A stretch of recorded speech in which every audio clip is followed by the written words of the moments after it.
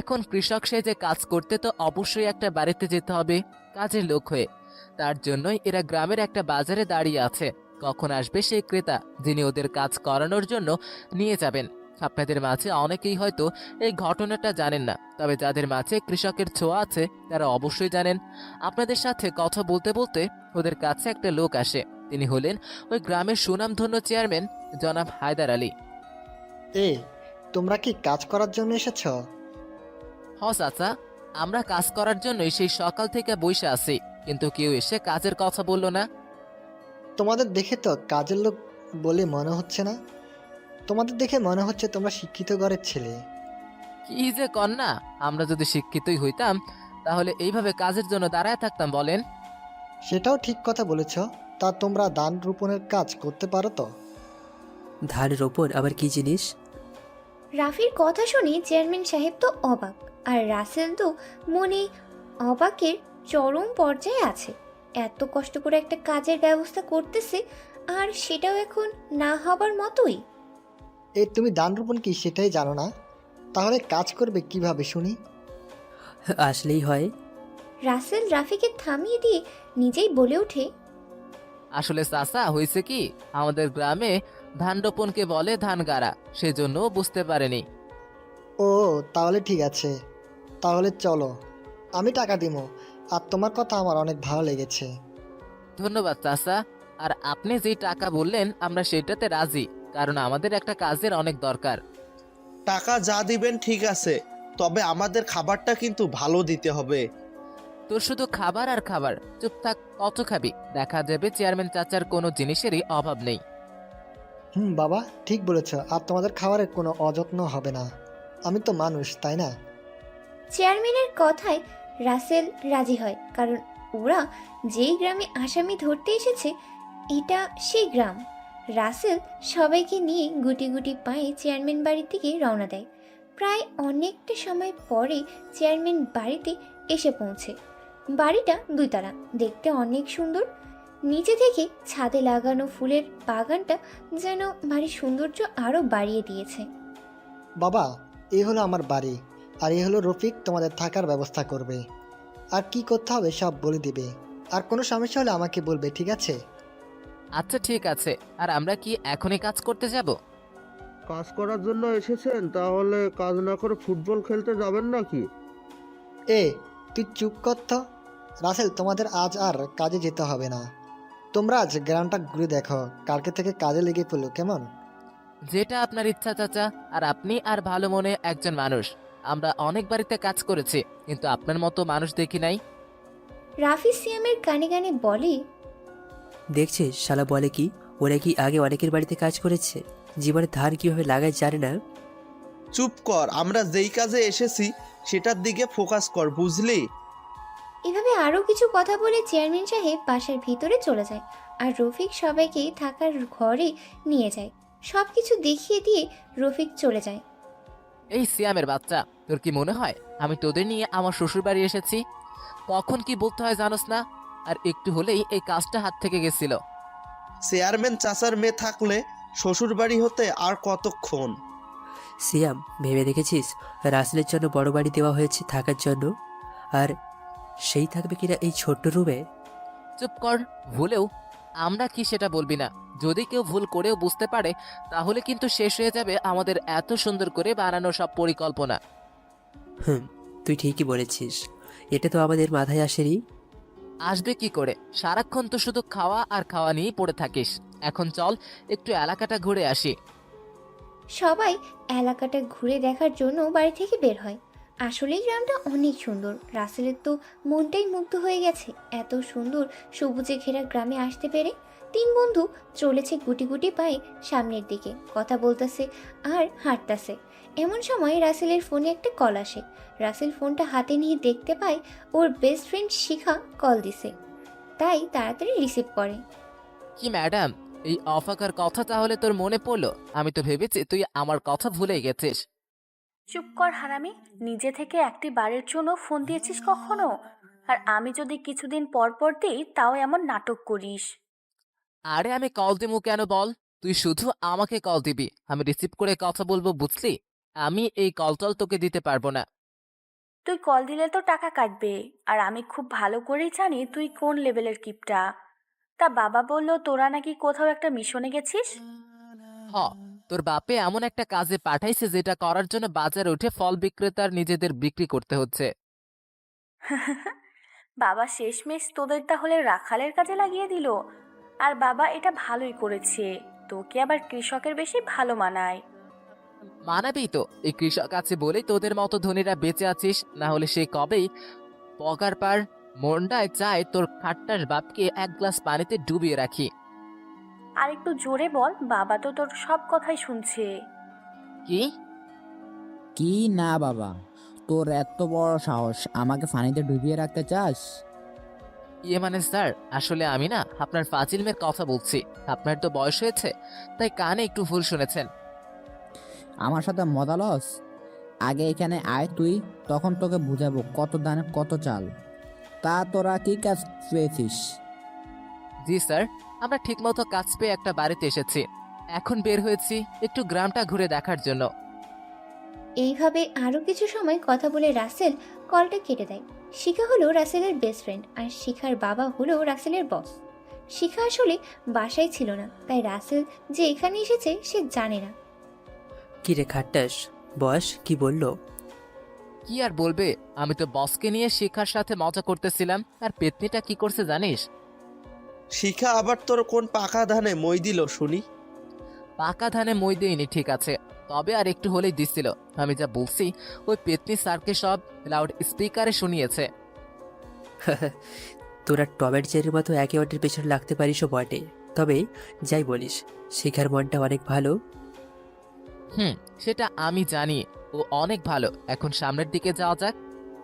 তারপর সবাই আবারও সামনের দিকে যায়। এখানকার জাবের ও জুবাইর দুই ভাই সকল খারাপ কাজের সাথে জড়িত, কিন্তু কোনো পুলিশ বা সিআইডি র্যাব এদের ধরতে পারেনি, তাই রাসেলকে পাঠিয়েছে ছদ্মবেশে। রাসেল এলাকায় ঘুরে ওই দুই ভাই সম্পর্কে অনেক কিছুই জানতে পারে। অনেকটা সময় এলাকাটা ঘুরে দেখার পরে ওরা আবার চেয়ারম্যান বাড়িতে ফিরে আসে। সবাই যার যার মতো গোসল করে নেয়। রফিক খাবারের জন্য ডেকে গেছে ভিতর বাড়িতে। রাসেল সবাইকে নিয়ে খাবারের জন্য যায়। আসলে চেয়ারম্যান সাহেব মানুষটা অনেক ভালো, তাই তো বাড়ির কাজের মানুষদেরও নিজের সাথেই খাবার খেতে দেয়। আসসালামু আলাইকুম চাচি, ভালো আছেন?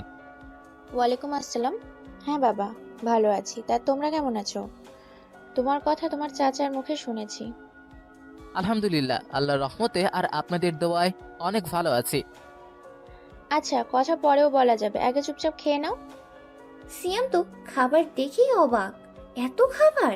সে যেমন ভেবেছিল তেমনটা কিন্তু ঘটেনি, তাই মনে মনে ভাবে, রাসেল রে, তুই তো আমাদের কাজ করতে তো নিয়ে আসিসনি, এনেছিস মনে হয় তোর শ্বশুর বাড়ি ঘুরতে। সবাই খাবারের পর্ব শেষ করে কথা বলে নিজেদের রুমে চলে আসে। রাসেল বিছানায় গা এলিয়ে দিতে ইয়া বড় একটা ঘুম দেয়। বিকেলে রাসেলের ঘুম ভাঙে। মামা, এত ঘুমালে তুই কাজ করবি কিভাবে? শালা তোদের চিন্তা কর, আমি কাজ করতে পারবো, বরং তোদের নিয়েই আমার যত চিন্তা। ভাই, তোমাকে তাও তোমার লেখক সাহেব যেভাবেই হোক তার কলমের কালি দিয়ে ভালো কাজের ছেলে বানিয়ে দেবেনি। কিন্তু আমরা তো সেই আধু ভাই থেকে যাবনি, কোনোদিন কি আর এইসব কাজ করেছি নাকি? চিন্তা করিস না, আমি তো আছি নাকি। এক बात तो हमेशा याद रखना, हम है तेरे साथ, डरना के नहीं है कोई बात। এইভাবে নানান কথাবার্তার মাঝ দিয়ে পার হয়ে যায় আজকের দিন। সকালে খাবার খেয়ে রফিক সাথে করে জমিতে নিয়ে যায়। ইয়া বড় বড় জমি। এই যে জমিটা দেখছেন, এটা হলো 20 শতক। আপনারা তিনজনে ধান গাড়তে থাকেন, আমি বরং আসি। রফিক কথাগুলো বলেই সেখান থেকে চলে যায়। এখন টেনশনে আছে কিভাবে কাজ করবে। এরা কখনো তো এসব কাজ করে নাই। দোস্ত, তুই শুরু কর, আমরা দেখে দেখে শিখি, না হলে কপালে কি আছে আল্লাহ ভালো জানে। ঠিক আছে, এইভাবে ধানের আটি থেকে বেস্তন নিয়ে এইভাবে গাঁটতে হয়, বুঝলি? ভাই তুই পারস কিভাবে? তোকে দেখে তো কেউ বুঝতেই পারবে না তুই একজন সিআইডির বড় অফিসার। কৃষকের প্রতি অনেক শ্রদ্ধা ও ভালোবাসা আছে, আর আমি রাতে ইউটিউব থেকে দেখে দেখে শিখেছি। ওরা ধান লাগানো শুরু করে, রাসেল তো সেই গাড়তাছে। কি সিয়াম আর রাফি একটু ধান লাগিয়েই বলে উঠছে, আল্লাহ গো, আমার মাছা মনে হয় শেষ, হাঁটু তোমার হয় সাথেই নেই। রাসেল, আমারও তো একই অবস্থা। আমি ভাবি এত কঠিন কাজ গ্রামের মানুষ করে কিভাবে। হুম, আমাদের মতো সব প্রভাবশালীরা যদি মাঠে নামে কৃষকের কাজ কতটা কষ্টের পরিমাপ করত, তাহলে আমার মনে হয় না সরকার একজন নিম্নমানের সরকারি চাকরিজীবীর দৈনিক মজুরি 500 থেকে 700 টাকা, আর একজন কৃষক রৌদ্রে হাড় ভাঙা পরিশ্রম করে তার মজুরি 250 থেকে 350 টাকা রাখতো, যেখানে দিনে যা কাজ করে পায় সেটা নিয়ে চাউল কিনতেই হিমশিম খায়। তাহলে তারা ভালো মন্দ কিভাবে খাবে? ভাই, তোর মতো করে যদি সবাই ভাবতো তাহলে আমাদের দেশের গরিবদের এত কষ্ট হতো না। আর আমাদের সবচেয়ে বড় সমস্যাটা কিন্তু বেকারত্ব। হুম, বেকারত্ব থাকবেই না কেন বল? আমরা তো নিজ স্বার্থ মানুষ। আমরা অনেক বড় বড় পদে চাকরি করি। আমরা ইচ্ছে করলেই কিন্তু অনেক বেকার বা কাজের সুযোগ করে দিতে পারি, কিন্তু এটা করি না। কেন করি না জানিস? কেন?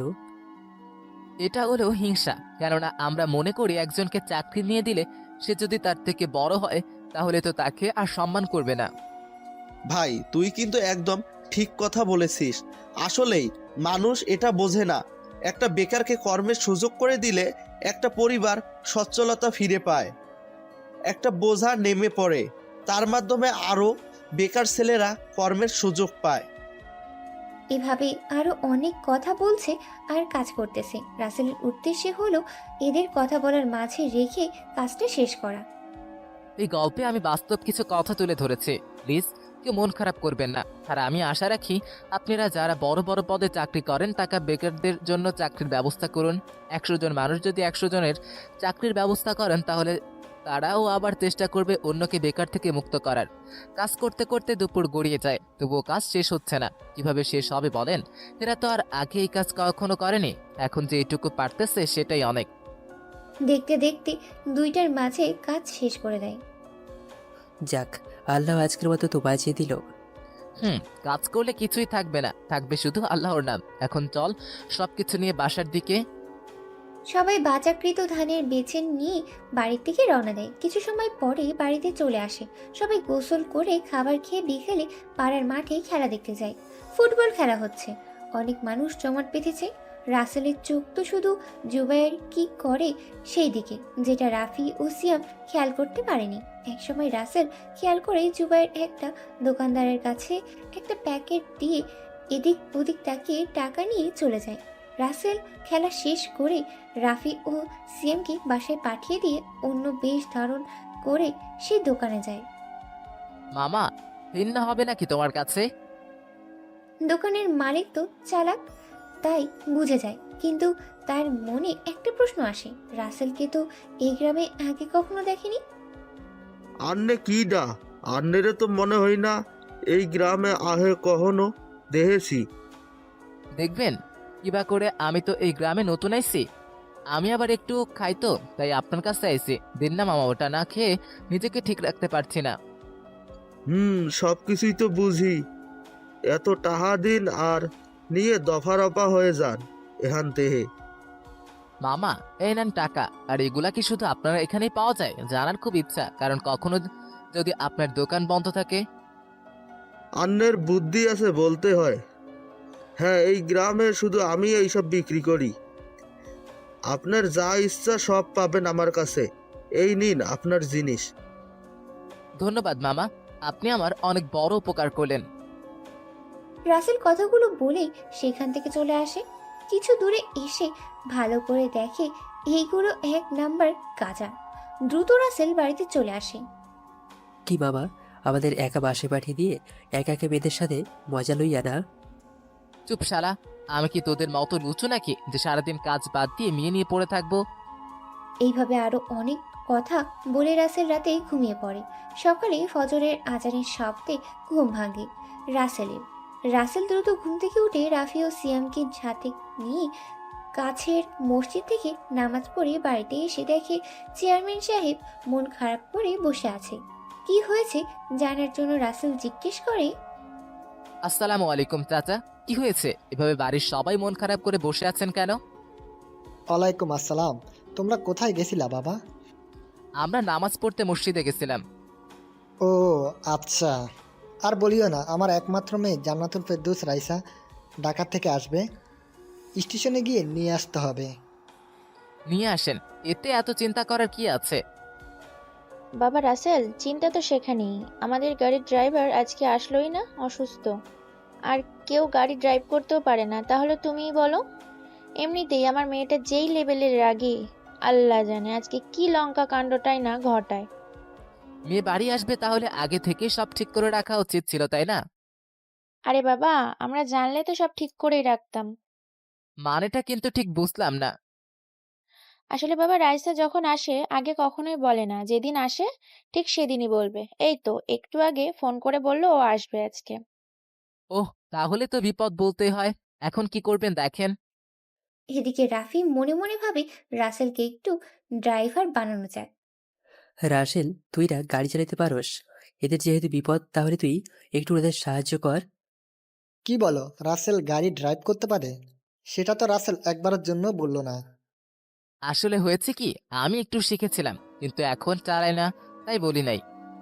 ও আচ্ছা, কোনো সমস্যা নেই। তুমি যখন গাড়ি চালাতে পারো তাহলে আর কোনো চিন্তা করা লাগলো না। তুমি আমার মামনিকে নিয়ে আসবা। ঠিক আছে চাচা। শালা রাফি আমাকে ফাঁসি দিয়ে মিট মিট করে হাসছো। বের করবো নে তোর হাসি, একটু সময় পাই আগে। এইভাবে আরো কিছু কথা বলে রাসেল রুমে চলে যায়।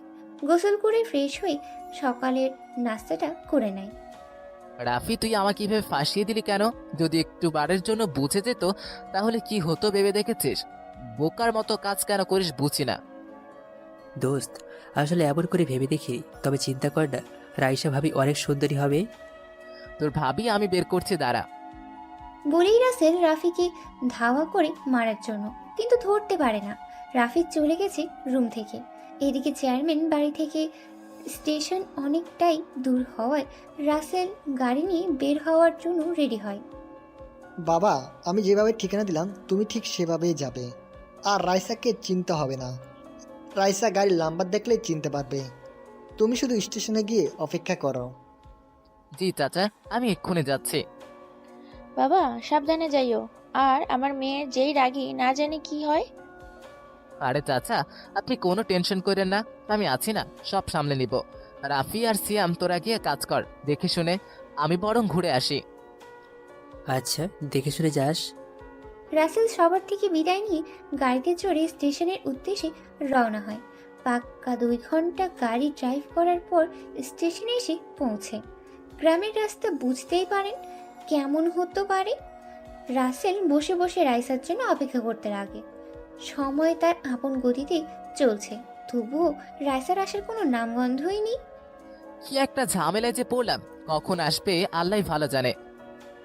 এইসব বসে বসে ভাবতেছে রাসেল, তখনই সামনের দিক থেকে আসা একটা ট্রেন থেকে থেকে নামামের ওপরে চোখ আটকে যায় রাসেলের। মেয়ে তো নয় যেন আসমানের পরী। এই অবস্থায় কোনো কবি থাকলে অনায়াসে হাজারো কবিতার জন্ম দিত। লম্বা চুলগুলো হালকা বাতাসে উঠছে, কাজল কালো ওই টানা টানা হরিণী চোখ, বাঁকা ঠোঁটের মিষ্টি হাসি রাসেলকে যেন আরো মুগ্ধ করে তোলে। রাসেল এক ধ্যানে ওই দিকেই তাকিয়ে আছে। রাইসা দূর থেকে তাদের গাড়ি দেখতে পেয়ে কাছে আসে। তার আর লক্ষ্য করে রাসেল তার দিকে অবাক নয়নে চেয়ে আছে। সেটা দেখে রাইসার অনেক রাগ হয়, তাই ঠাস করে একটা থাপ্পড় লাগিয়ে দেয়। এই ফকিন্নির বাচ্চা, তোর সাহস কি করে হয় আমার দিকে এভাবে তাকিয়ে থাকার? মেয়ে জীবনে দেখিস নাই নাকি? রাসেলের থাপ্পড় খেয়েও যেন হুঁশ আসে না, ধ্যানের মাঝেই বলে ওঠে, জীবনে চলার পথে মেয়ে মানুষ দেখি নাই ঠিক তা নয়, মেয়ে অনেক দেখেছি কিন্তু কখনো পরি দেখা হয়নি। কি রে, থাপ্পড় খেয়ে পাগল হলে নাকি? এখানে পরি কোথা থেকে আসবে? আর তুই আমার গাড়ির সামনে কি করছিস? রাসেলের আর বুঝতে বাকি রইল না এটাই রাইসা, যাকে সে নিতে এসেছে। আর এটাও বুঝতে অসুবিধা হলো না সামনে আরো কত থাপ্পড় খেতে হবে। ওহ, তার মানে এই ঝাল মরিচটাই চেয়ারম্যান চাচার মেয়ে। প্রথম দেখায় মানুষ ক্রাশ খায়, আর আমি খেলাম 3 কেজি ওজনের থাপ্পড়। আল্লাহ জানের সামনে আরো কত থাপ্পড় খেতে হয়। কিরে, থাপ্পড় খেয়ে পাগল থেকে আবার বোবা হয়ে গেলি নাকি? আসলে হয়েছে কি, আমি এই গাড়িটা নিয়ে আপনাকে নিতে এসেছি। চাচা পাঠিয়েছে বাড়িতে, গাড়ি চালানোর মতো কেউ নেই বলে। সামান্য গাড়ির ড্রাইভার হয়ে এমন ভাবে বসে আছিস যেন রাজা বাদশার থেকে কোনো অংশে কম না। সরি, আসলে বুঝতে পারিনি। শালা দাজ্জাল কটকটি মাইয়া, তোদের থেকে কোনো কিছুই আমাদের কম নেই, বরং হিসাব করতে গেলে তোদের থেকে আমাদের 1000 গুণ বেশি আছে। রাইসা রাসেলের গালে ঠাস ঠাস করে আরেকটা থাপ্পড় লাগিয়ে দেয়। থাপ্পড় খেয়ে রাসেলের গা লাল হয়ে গেছে। প্রথম থাপ্পড় সামান্য বাড়ির কাজের লোক হয়ে এভাবে বসে থাকার জন্য, আর তোর পাওনাকৃত দ্বিতীয় থাপ্পড় হলো আমাকে সম্মান করে ম্যাডাম বলে না ডাকার জন্য। নেক্সট টাইম যেন ভুল না হয়। আচ্ছা ম্যাডাম, ঠিক আছে, সবই কপাল আমার। যে ছেলে 1000 মেয়ের স্বপ্নের রাজকুমার, আর এখন নাকি সেই আমারই এই বজ্জাত মেয়েকে ম্যাডাম বলে রাখতে হবে। শিখা, তোর বাপরে যদি এখন সামনে পাইতাম তাহলে যে কি করতাম। আমার লাগেজগুলো গাড়িতে তোল, খাস তো কাজ করে, আর ভাব করস নবাবের ছেলে। রাসেল সবগুলো লাগেজ গাড়িতে তোলে। রাইসা গাড়িতে উঠে বসে। রাসেল আর কোনো কথা না বলে গাড়ি চালাতে শুরু করে। তা মিস্টার ফাঁকিবাজ, তোকে বাবা কি দেখে কাজে রাখলো? সারাক্ষণ তো মনে হয় শুধু বসেই থাকোস। তা তোর নাম কি? না ম্যাডাম, আমি অনেক ভালো কাজ করি, আর আমার নাম হলো গিয়ে রাসেল। এত কথা বলিস কেন? চুপচাপ গাড়ি চালা, বুঝলি? ঠিক আছে, দেখছেন পাঠক সাহেবরা, এই মেয়ে কোন লেভেলের বজ্জাত, নিজে নাম জিজ্ঞেস করে কতগুলো বকা দিল। রাসেল আর কোনো কথা না বলে সোজা গাড়ি চালানোয় ধ্যান দেয়। অনেকটা সময় পরে বাড়িতে চলে আসে। বাড়ির সবাই দাঁড়িয়ে আছে রাইসার জন্য। রাসেল নেমে গাড়ির দরজা খুলে দেয়। রাইসা গাড়ি থেকে নেমে, বাবা মা, তোমরা কেমন আছো? মা, আমরা অনেক ভালো আছি, তা তুই কেমন আছিস? মা, আমিও ভালো আছি। মারে, তোর আসতে কোনো অসুবিধা হয়নি তো? অসুবিধা হবেই না কেন সেটা বলো। এমন কামচোর ছেলেকে তুমি কি দেখে কাজে রাখছো? কেন, রাসেল আবার কি করলো? আর রাসেল তো অনেক ভালো কাজের ছেলে। কাজের ছেলে না ছাই। যাই হোক, এসব বাদ দাও। বলেই রাইসা হন হন করে বাড়ির ভিতর চলে যায়।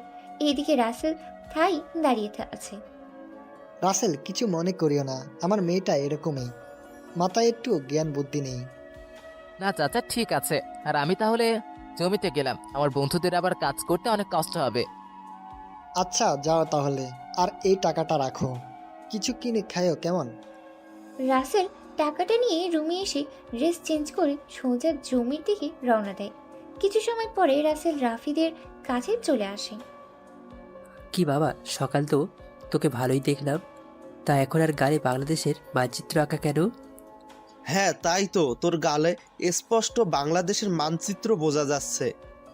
চুপ থাক, সব তোদের দোষ। তখন কেন বলতে গেলে আমি গাড়ি চালাতে পারি? আমি তো তাদের একটু উপকার হবে সেই জন্য বলেছিলাম। তা গাড়ি চালানোর সাথে এই মানচিত্রের কি সম্পর্ক?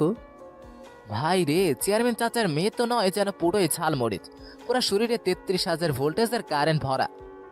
ভাই তাইলে তো মনে হয় ভাবি খুব রাগী। খালি কি রাগি, একটা বচ্চাতের হাড্ডি কথায় কথায় গালের নকশা পরিবর্তন করে। বন্ধু, তাহলে তো সামনে কপালে শনি আছে দেখছি। সেটা দেখা যাবে, তবে মেয়ে একখান মায়েরই, এত সুন্দর মেয়ে আমি জীবনেও দেখি নাই। তাহলে তো রাইসাককেই আমাদের ভাবি বানানো লাগে। তাহলে তো ভালোই হবে, আমার আর সারা জীবন বিদ্যুতের বিল দেওয়া ও তরকারি রান্না করার জন্য মরিচ কিনতে হবে না। দোস্ত, একটা কথা বুঝলাম না, ভাবির সাথে বিদ্যুতিক বিল না দেওয়ার কি সম্পর্ক? আরে ব্যাটাও নিজেই একটা এলইডি বাল্ব, তাহলে ঘরকে আলোকিত করার জন্য এক্সট্রা লাইটের কি দরকার? সাথে বিনতি মরিচের মতো ঝাল তো আছে, সেটার জন্য মরিচ কেনার টাকাটাও বেঁচে যাবে। এখন কথা না বলে চুপচাপ কাজে মন দে, কাজ শেষ করতে না পারলে চেয়ারম্যান চাচা আবার ডেকে যাবেন। আর কেউ কোনো কথা না বলে মন দিয়ে কাজ করতে থাকে। দেখতে দেখতে কাজটা শেষ হয়ে যায়। সবাই বাড়ির উদ্দেশ্যে রওনা দেয়। রাস্তায় একটা দোকান ওদের সামনে পড়ে। রাসেল, খুব ক্ষুধা পেয়েছে রে, কিছু কর না প্লিজ। শালা পেটুক কোথাকার, আরে ইন্ডিয়ান সিআইডির পঙ্কজও মনে হয় না তোর মতো এত খাই খাই করে। দোস্ত, যা বলেছিস, সব সবাই শুধু খাই আর খাই। তোরা তো ভালো করেই জানিস আমার ক্ষুধা লাগলে চোখে দেখতে পারি না। আচ্ছা যা, দোকান থেকে কিছু কিনে আন, খেতে খেতে বাড়িতে যাই। রাসেলের থেকে টাকা নিয়ে দোকান থেকে কিছু সদাই কিনে আনে, আর তিনজনে খেতে খেতে হাঁটতে শুরু করে। কিছু সময় পরে বাড়িতে চলে আসে। ওরা সবাই গোসল করে ফ্রেশ হয়ে খাবারের জন্য ডাক পড়লে খেতে আসে। সবাই খেতে বসেছে। আর তখনই রাইসা সেখানে আসে আর এমন একটা কাজ করে যেটা দেখে সবাই অনেকটাই অবাক হয়ে যায়। কেননা রাইসা সোজা এসে রাসেলের কলার ধরে ঠাস করে একটা থাপড় মেরে দেয়। রাসেলের চোখে পানি, কেননা এমনিতেই গালটা ব্যথায় ভরেছিল, তার উপরে আবার আঘাত করে। রাইসা চিল্লিয়ে বলতে থাকে, ছোট লোকের বাচ্চা, তোর সাহস কি করে হয় সামান্য কাজের লোক হয়ে আমাদের সাথে খেতে বসে? কাজের লোক বলে কি আমরা মানুষ না? আমাদের কি অধিকার নেই এইভাবে মালিকের সাথে খাবার খাওয়ার? না মানে না। বইতে পড়িস না, বন্যেরা বলে সুন্দর, শিশুরা মাতৃকোলে। ও, আর তুই এটা বুঝবি কি করে? বই কি জিনিস সেটাই তো জানিস না, অশিক্ষিত মূর্খের দল। রাইসার কথা শুনে হাসিনা বেগম চুপ থাকতে পারেন না, সোজা ঠাস করে একটা থাপ্পড় লাগিয়ে দিলেন মেয়ের গালে, যেটা দেখে সবাই অবাক। মা, তুমি এদের জন্য আমাকে এভাবে মারতে পারলে? হ্যাঁ পারলাম। এই মারটা হয়তো আরো আগেই মারলে ভালো হতো। ছি রাইসা, ছি। ওরা গরিব বলে কি মানুষ না? ওরা যদি চাষবাস না করতো তাহলে তোদের মতো ধনীদের শরীরে এত তেল জমতো না।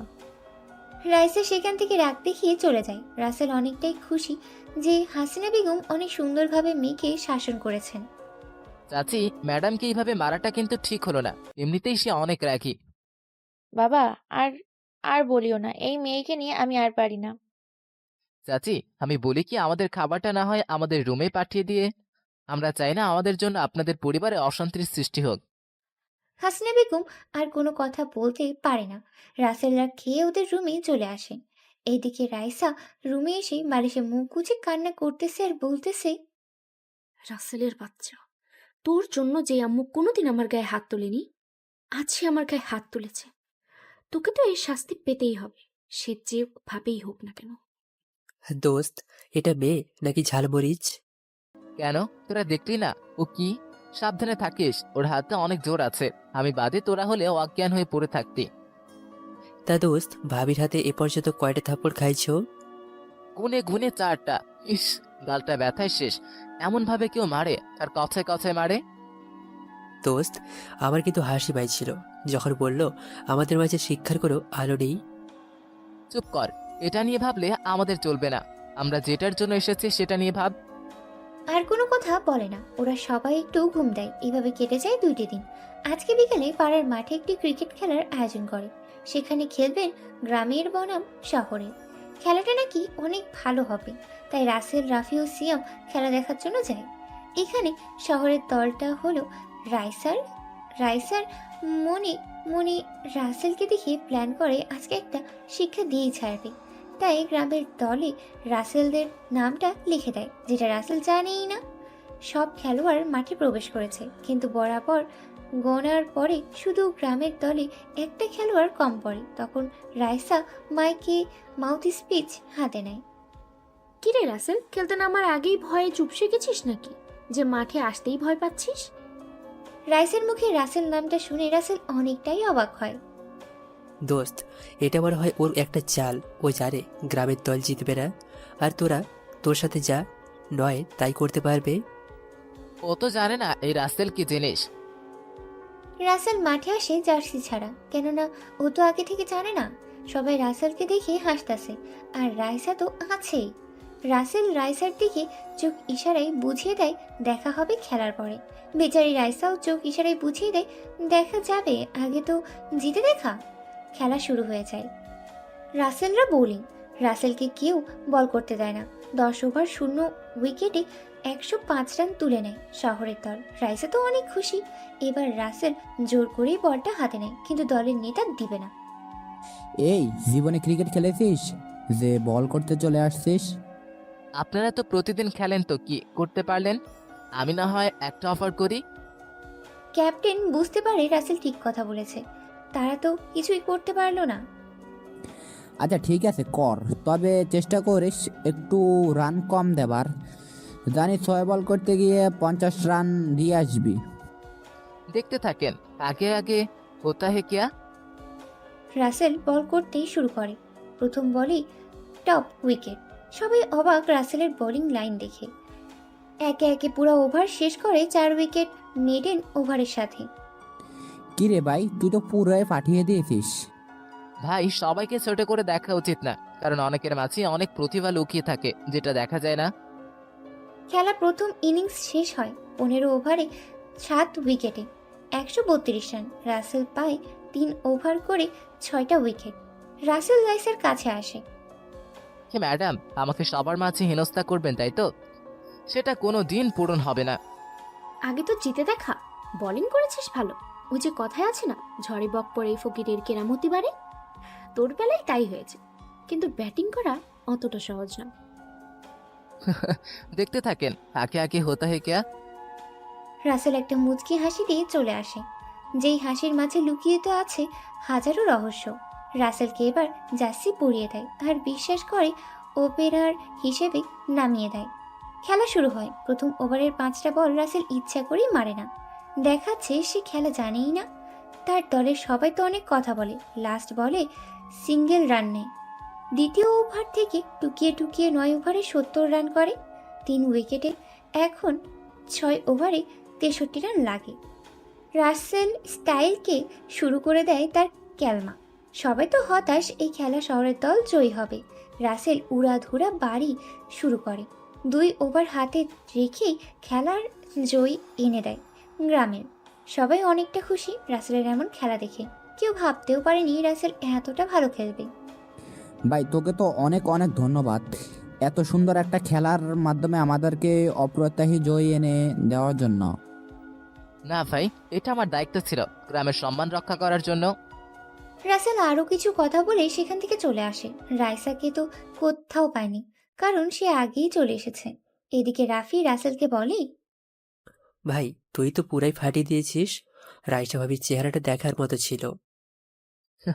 কিন্তু রাইসা ম্যাডাম এইভাবে না বলে চলে গেল কেন? মজা তো করতেই পারলাম না। বাড়িতে চলে আসে। রুমে এসে ফ্রেশ হয় মাত্র বিছানায় বসে, অমনি রাসেলের ফোনে কল দেয় শিখা। রাসেল শিখার কল দেখতে পেরে ফোনটা রিসিভ করে। একটা কথা বলে রাখা ভালো, রাসেল ওখান সাধারণ একটা ফোন ব্যবহার করে। কি রে, কোনো মেয়ের পাল্লায় পড়ে আমাকে ভুলে গেলি নাকি? আরে থাপ্পড় খেতে খেতে আমি কে সেটাই ভুলে গেছি, তাহলে তোকে কিভাবে মনে রাখি বল? থাপ্পড় কাশ মানেটা কিন্তু ঠিক বুঝলাম না, একটু ভালো করে বুঝিয়ে বল তো। আর বলিস না ইয়ার, আমি যেই বাড়িতে আছি তার একটা মা আছে, দেখতে যেমন সুন্দর তেমনই আগুন ঝরা রাগ। প্রথম দিনেই 4টা থাপ্পড় খেয়েছি। তারপর সম্পূর্ণ ঘটনাটা খুলে বলে, যেটা শুনে শিখা তো হাসতে হাসতে শেষ। আহারে, জানটার বুঝি অনেক কষ্ট হচ্ছে। মেয়ের থাপ্পড় খেয়ে আসো বাবু, আদার করে দিই। মজা কর বেশি করে, এই শোধ আমি তোর উপরে তুলবো। তোর বাপ আমাকে এখানে কেন পাঠালো? ওই মেয়ের একটা ছবি দে তো, একটু দেখি যদি ওকে আমার সতীন বানানো যায়। সতীন বানা, তোকে নিয়ম করে সকালে মরিচের মতো পাটাই ভর্তা করবে, দুপুরে আর রাতে। এই পুপু করিস কেন? আসলে রাসেল যখন ফোনে কথা বলতেছিল তখনই ওর সামনে পড়ে যায় রাইসা। এই রাখ, আমার সামনে আজরাইল পড়ছে। সাবধানে থাকিস, বুঝলি? এই, তুই এত কার সাথে কথা বলিস? তোর মতো গাইয়ার সাথে আবার কে কথা বলে? যেই বলুক না কেন, আগে আপনি এটা বলেন, খেলার মাঠ থেকে লেজ গুটিয়ে পালিয়ে আসলেন কেন? উফ, আমি পালিয়ে আসতে যাব কেন? আর আমি কি তোকে দেখে ডরাই যে পালিয়ে আসবো? সেটা তো দেখেই বোঝা গেছে, কে কাকে দেখে ডরায়। এমন সময় রাফি এসে হুট করে বলে ওঠে, ভাবি আপনার চেহারা তখন কিন্তু দেখার মতো ছিল। ভাবি কথাটা শুনেই তো রাইসা তেলে বেগুনে জ্বলে ওঠে। What the? ভাবি? এই, তুই আমাকে ভাবি বললি কেন সেটা বল আগে। না মানে রাফি একটা দৌড়ে সেখান থেকে চলে যায়। এদিকে রাসেল তো অবাক হয়ে দাঁড়িয়েই আছে। সেটা দেখে রাইসা বলে ওঠে, তুই আবার এইভাবে দাঁড়িয়ে আছিস কেন? আরও ভাবি কেন বললো তুই কি সেটা জানিস? ওরা আমার বউ হিসাবে তোমাকে পছন্দ করেছে, তাই ভাবি বলে ডেকেছে। ভাই রে ভাই, এই কথাটা শুনে রাইসা মনে হয় আকাশ থেকে জমিনে পড়লো। রাগে রাইসার শরীর পুড়ে যাচ্ছে। কি? তোর মতো ফকিরের বউ হতে যাব আমি? What the ফুচকাইয়া? দিনে জেগে স্বপ্ন দেখোস নাকি? আরে তোমাকে আমি সারা জীবন এই মনের ঘরে যত্ন করে রাখবো, কখনো দূরে যেতে দিব না। কথাটা বলতে দেরি, কিন্তু রাসেলের গালে ঠাস ঠাস করে পড়তে দেরি না। ছোট লোকের বাচ্চা, তোর সাহস কত বড়? আমাকে ভালোবাসি বলস? সামান্য বামুন হয়ে চাঁদ ধরার স্বপ্ন দেখোস? আর যদি এইসব কথা শুনি তো তখন দেখিস কি করি। বলেই রাইসা সেখান থেকে চলে যায় আর রাসেল দুই চোখের পানি মুছে নেয়। রাইসা, তোমাকে এই মনে রানী করবই। তোমার ওই রাগটাকে যে আমি বেশি ভালোবাসি, তোমার এই চোখের মায়া যে আমাকে ঘায়েল করেছে। রাসেল রুমে চলে যায়, ফোনটা বের করে ওর মাকে ফোন দেয়। রিং হচ্ছে, ক্রিং ক্রিং। আসসালামু আলাইকুম আম্মু, কেমন আছো? আলাইকুম আসসালাম। আমি ভালো আছি না মন্দ আছি সেটা তোর জানতে হবে না। একটিবারের জন্য খবর নেওয়ার চেষ্টা করেছিস আমরা কেমন আছি? আম্মু, আমি কি কাজে এসেছি সেটা তোমাদের কিন্তু অজানা নই। হ্যাঁ সেটা জানি, তাই বলে কি তুই আমাদের সাথে কথাও বলবি না? কত করে বললাম এইসব তোর করতে হবে না। অফিস দেখ, আমাদের কি কোনো কিছু কম আছে যে তোর চাকরি করতে হবে? আম্মু, তুমি জানো আমি শখের বশে এই চাকরি করি। যাও, তোমাদের সাথে কথা নাই। বাহ, যেখানে আমাদের রাগ করার কথা উল্টো তুই সেখানে রাগ করতেছিস। তুমি রাগ করতে দেরি করেছো, সেই জন্য সুযোগটা নিতে দেরি করলাম না। ফাজিল ছেলে একটা। তা কেমন আছিস? তোমাদের দোয়ায় ভালো আছি। তোমরা সবাই কেমন আছো? ভালো আছি। শিখা এসে বলল তুই নাকি আমাদের জন্য বৌমা পছন্দ করেছিস, তাও আবার সংসারের কখনো মরিচ কিনতে হবে না বলে। এই রে, শালার পেতনি আম্মুকে বলছে মনে মনে। আম্মু এমন কিন্তু না। শোনো, বৌমা আনলে ভালো মেয়ে আনিস, যাকে পেয়ে আমার মেয়ের অভাব যেন পূরণ হয়। তোমার জন্য তো আমি ঝগড়াটে খুঁজে আনবো। বলেই ফোন কেটে দেয় রাসেল। বিছানে গা এলিয়ে দিতেই যেন সকল রাজ্যের ঘুম এসেই ভর করে। রাতে খাবারের সময় হলেই রাফি এসে রাসেলকে ডাকে। রাসেল উঠে খেয়ে নেয়। শোনো, আজকে কিন্তু আমাদের মিশনে যেতে হবে। খবরদার কেউ যেন কিছু জানতে না পারে। ঠিক আছে, তা আজকে কেন, কোনো কিছু জানতে পারলি নাকি? আজকে খবর পাইছি শহর থেকে জাবেরের বাড়িতে কিছু বড় মাপের লোক আসবে, যেটা জানতে হবে কি কথা হয় তাদের মাঝে। দেখতে দেখতে রাত 1টা বেজে যায়। সবাই গভীর ঘুমে। ওরা তিনজন চুপি চুপি চুপি চুপি বের হয়, যেটা একজনের চোখ এড়ালো না। সে কে হতে পারে সেটা পরে জানতে পারবেন। রাসেলরা ওই বাড়ির কাছে চলে আসে। একটু দূরে লুকিয়ে থেকে নজর রাখে, কিন্তু মিনিটের পর মিনিট, ঘন্টার পর ঘন্টা চলে যায়, তবুও যেন সেই লোকগুলোর আসার কোনো নামগন্ধই নাই। চল জায়গা, আজকে মনে হয় আর আসবে না। চল, সময় অনেক হয়ে গেছে। বেশি সময় থাকলে আবার কেউ দেখে ফেলবে। ওরা তিনজনে আবার বাসায় চলে আসে, এসে ঘুমিয়ে পড়ে। সকালে অনেক বেলা হয়, তবুও ওঠে না। ওদের ঘুম ভেঙে যায় চিল্লাচিল্লির শব্দে। রাসেল বিছানা থেকে উঠে ফ্রেশ হয়ে বাইরে এসে দেখতে পায় বাবা, কত করে বললাম তুমি এদের কাছ থেকে তাড়িয়ে দাও, দেখছো না এখন পর্যন্ত নবাবের মতো পড়ে পড়ে ঘুমাচ্ছে। মারে, ওরা অনেক ভালো ছেলে আর কাজও তো ভালো করে, কোনোদিন তো কোনো কাজে ফাঁকি দেয়নি। ফাঁকি দেয়নি মানে? তুমি এখনো দেখছো না ওরা কাজ ফাঁকি দিয়ে ঘুমায়? ওরা হয়তো রাতে একটু দেরিতে ঘুমিয়েছে তাই। রাতের অন্ধকারে কোথাও গেলে ঘুম থেকে উঠতে তো দেরি হবেই। এই কথা শুনে রাসেল তো অনেকটাই অবাক হয়ে যায়। ওরা যে বাইরে গিয়েছিল সেটা ও কিভাবে জানলো? তাহলে চলেন জেনে নি। আসলে ওরা যখন বাইরে যাইতেছিল তখন রাইসা ফোনে কথা বলার জন্য বেলকুনি দিয়ে এসেছিল। মা, এসব বাদ দে তো, আর ওদের কিছু বলিস না, ওরা খুব ভালো ছেলে। রাসেল সেখান থেকে রুমে চলে যায়। এভাবে কেটে যায় অনেকগুলো দিন। রাসেল রাইসাকে অনেক ভালোবাসে, কিন্তু রাইসা সেটা মানতেই চায় না। আজকে রাইসার চাচাতো বোনের বিয়ে, সেখানে রাইসার 2টা বান্ধবী আসবে, কিন্তু কে আনতে যাবে রাইসা সেটাই ভেবে পাচ্ছে না। রাইসার সিদ্ধান্ত নিয়ে রাসেলকে বলবে, তাই ওদের কাছে চলে আসে। কি ব্যাপার, হঠাৎ আসমানের চাঁদ বামনের ঘরে নিচে থেকে উপস্থিত কি কারণে? রাগিয়ে দিস না তো, আমি কেন এসেছি আগে সেটা শোন। বলো মেরে জান, কি কথা বলতে এসেছো? তবে আগেই বলেছিলাম আই লাভ ইউ টু। তোরে তো কি যে কব। যা, আজকে রাগটা কন্ট্রোল করলাম। আমার 2টা বান্ধবী আসতেছে, একটু জানা নিয়ে আয়। হাই হাই ভাবি, এটা কি শোনালেন? আপনি আমাদের জন্য এত ভাবেন? আমি তোদের জন্য আবার কি ভাবলাম শুনি? এই যে আমি আর শিয়াম সিঙ্গেল, আর সেই জন্য আপনারা 2টা বান্ধবীকে আনতে চান, ধন্যবাদ ভাবি। শখ তো, শুধু স্বপ্ন দেখতেই থাক। আর জানা ওরা মনে হয় চলে এসেছে। একটু আদর করো, বলো তাহলে যাবো, না হলে তুমি গিয়ে নিয়ে আসো। তুই কি আমাকে ব্ল্যাকমেল করতেছিস নাকি? যদি তুমি সেটা ভাবো তাহলে সেটাই, আমি আবার ভাবনা ছাড়া কোনো কথা বলি না। রাইসা আর কোনো উপায় না পেয়ে সিদ্ধান্ত নেয় রাসেলের কথা মেনে নেওয়াই ভালো। ওই প্লিজ যাও না, একটু আমার বান্ধবীদের গিয়ে নিয়ে আসো। এত আদর করে বললে কি আর কোনো কথা না শুনে পারি বলো? রাফি ও সিয়াম গেছে অলরেডি। লাভ ইউ জানু। উফ, তোরে তো আমি। রাইসার রাগে রাসেলের গলা ধরতে নিয়েও ধরে না, রুমে চলে যায়। রাসেল হাসতে থাকে। পাগলিকে আজকে অনেকটাই জ্বালাতন করলাম, রাগওয়ালিকে খুব ভালো লাগে। এদিকে রাফি আর সিয়াম রাইসার বান্ধবীকে নিয়ে আসে। শালারা কি জিনিস মাইরি, রাস্তা দিয়ে পটিয়ে নিছে, যেখানে এতদিন ধরেও রাইসাকে পড়াতে পারলো না রাসেল। কি মামা, এভাবে জোড়া জোড়া হলে কিভাবে? বাবা, সব কিছুই আল্লাহ করেছেন, আমরা তো শুধু চেষ্টা করেছি মাত্র। ও আল্লাহ, তোদের তো সিঙ্গেল নামক পেয়ারার হাত থেকে বাঁচিয়ে নিল, না জানি আমারটা কবে পটে। আল্লাহ, তুমি একটু আমার দিকেও নজর দাও। দূর থেকে রাইসা বলে ওঠে। রাইসা আর কিছু না বলে ওর বান্ধবীদের সাথে নিয়ে বাসার ভিতরে চলে যায়। আর বেচারা রাসেল রাইসার যাওয়ার দিকে তাকিয়ে থাকে। এটা ছাড়া আর কি বা করবে বলেন? 2 দিন পর ওরা সবাই মিলে ঘুরতে বের হয়েছে। দেখছো, রাইসা, রাফি আর সিয়াম কত সুন্দর করে ওদের প্রেমিকার হাতে হাত রেখে পথ চলতেছে।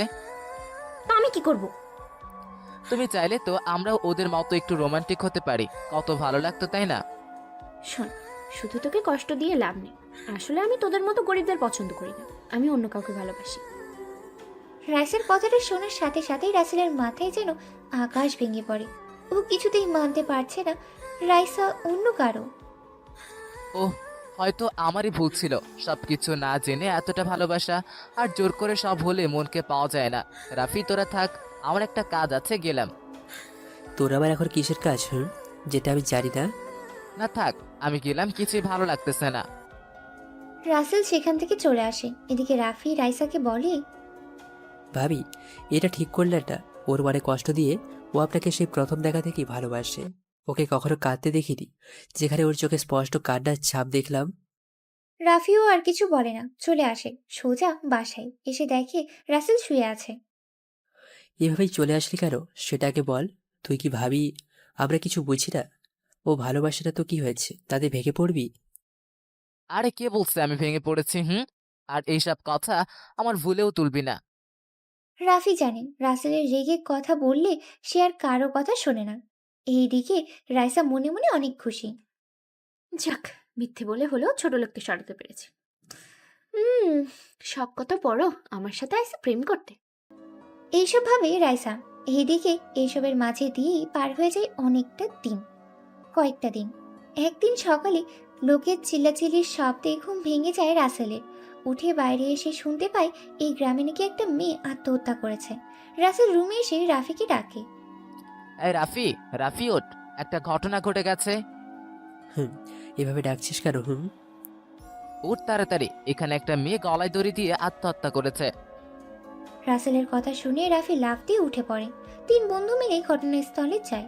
রাসেল চোখ পড়ে রাইসার উপরে। এই কয়েকদিন রাসেল রাইসার সামনে পড়েনি। রাসেল মেয়েটার লাশের দিকে তাকিয়ে কিছু বোঝার চেষ্টা করে। কাছে গিয়ে দেখে বুঝতে পারে, আর রাফির কানে কানে বলে, রাফি, এটা সরাসরি আত্মহত্যা না, বরং ধর্ষণ করে আত্মহত্যা দেখানো হয়েছে। কিন্তু তুই এটা কিভাবে বুঝলি? কালকে তো আমার মন ভালো ছিল না, তাই আমি নদীর পাড়ে গিয়েছিলাম। সেখান থেকে আসার সময় আমি এই মেয়েটাকে দেখেছি কয়েকটা ছেলের সাথে। মেয়েটা ভয় ছিল, আমি জিজ্ঞেস করায় মেয়েটা বলে কিছুই হয়নি, আর মোটরসাইকেল নিয়ে চলে যায়। ছেলেগুলোর মধ্যে জুবাইর ছিল। আমাদের লুকিয়ে তদন্ত করে দেখতে হবে, কিন্তু পুলিশকে এই বিষয়ে কিচ্ছু বলা যাবে না, তাহলে আমাদের বিষয় সম্পূর্ণ হবে না। চল, এখান থেকে লাভ নেই, আমরা বরং গিয়ে চাচার কাজ করি। তারপর ওরা ওখান থেকে চলে আসে। রাসেলের মনে শুধু একটাই চিন্তা, মানুষের মনে এত খারাপ চিন্তা কিভাবে আসে? আরে, তোদের যদি এতই পুরুষত্ব জেগে ওঠে, তাহলে জানা হাজারো পতিতালয়ে টাকার বিনিময়ে পতিতারা তাদের দেহ সঁপে দেওয়ার জন্য বসে আছে। সেটা না করে কেন এই মাসুম মেয়েদের বেঁচে থাকার একমাত্র সম্বল ইজ্জত কেড়ে নিস? রাসেল কাজ করতে থাকে, আর তদন্ত আছেই। রাসেল সব কিছুই উদ্ঘাটন করে ফেলে। মানে প্রমাণও হাতে পেয়ে যে জুবায়েররা 3 বন্ধু মিলে মেয়েটিকে বারবার পালা করে ধর্ষণ করেছে, পরে গাছের সাথে ঝুলিয়ে আত্মহত্যা করেছে মানুষকে দেখিয়েছে। রাসেল জুবায়েরকে ধরে নেওয়ার সব ব্যবস্থা করে। আজকে রাতেই ওদের আরও সদস্যরা আসবে। রাসেল বসে বসে ফোনে কথা বলছিল এই ব্যাপারে ওর স্যারের সাথে, তখনই রাইসা ওর সামনে আসে। রাসেল উঠে সেখান থেকে চলে যায়। বাবা, এত ভাব! তোর ভাব তো আমি ছাড়াবো, শুধু একটু সময়টাকে নিজের কাছে আসতে দে। রাত 1টার দিকে রাসেল, রাফি ও সিয়াম জুবায়ের সে যেখানে আছে সেখানে চলে যায়।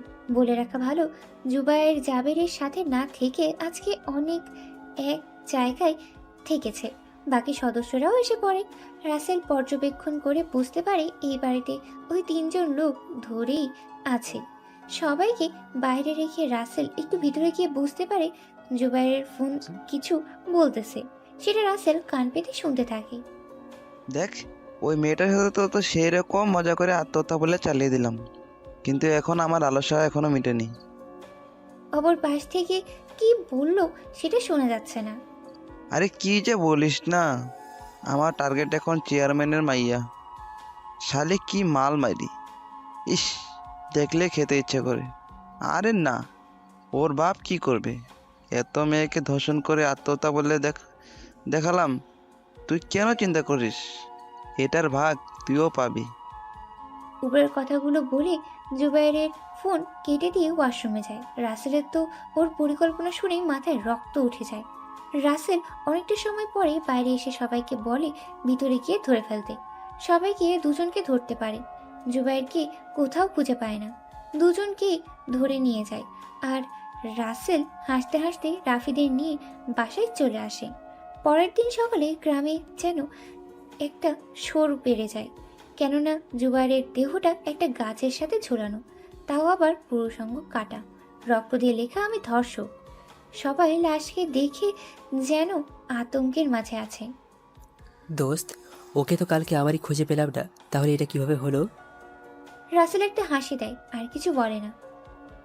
আমি জানি এটা তুই করেছিস, আর এটা ভালোই করেছিস। ওদের মতো ধর্ষকদের এভাবে শাস্তি দেওয়া উচিত। ওর মৃত্যু দেখে সবাই যেন বুঝতে পারে ধর্ষকের শাস্তি কী। রাসেল রাফিকে ফোনে কথা বলা থেকে সব কিছু খুলে বলে। এমন সময় রাইসা চলে আসে। রাসেল, তোর সাথে আমার কিছু কথা আছে, চল। আপনার সাথে কথা বলার আমার কোনো দরকার আছে বলে প্রয়োজন মনে করি না। বলেই সেখান থেকে চলে যায়। এদিকে রাইসা রাসেলের এমন কাণ্ড দেখে রাগে ফুঁসতে থাকে, মনে হচ্ছে এখনই ফেটে যাবে। তোরে তো আমি কি যে করবো সেটা আমি ভেবেই পাচ্ছি না।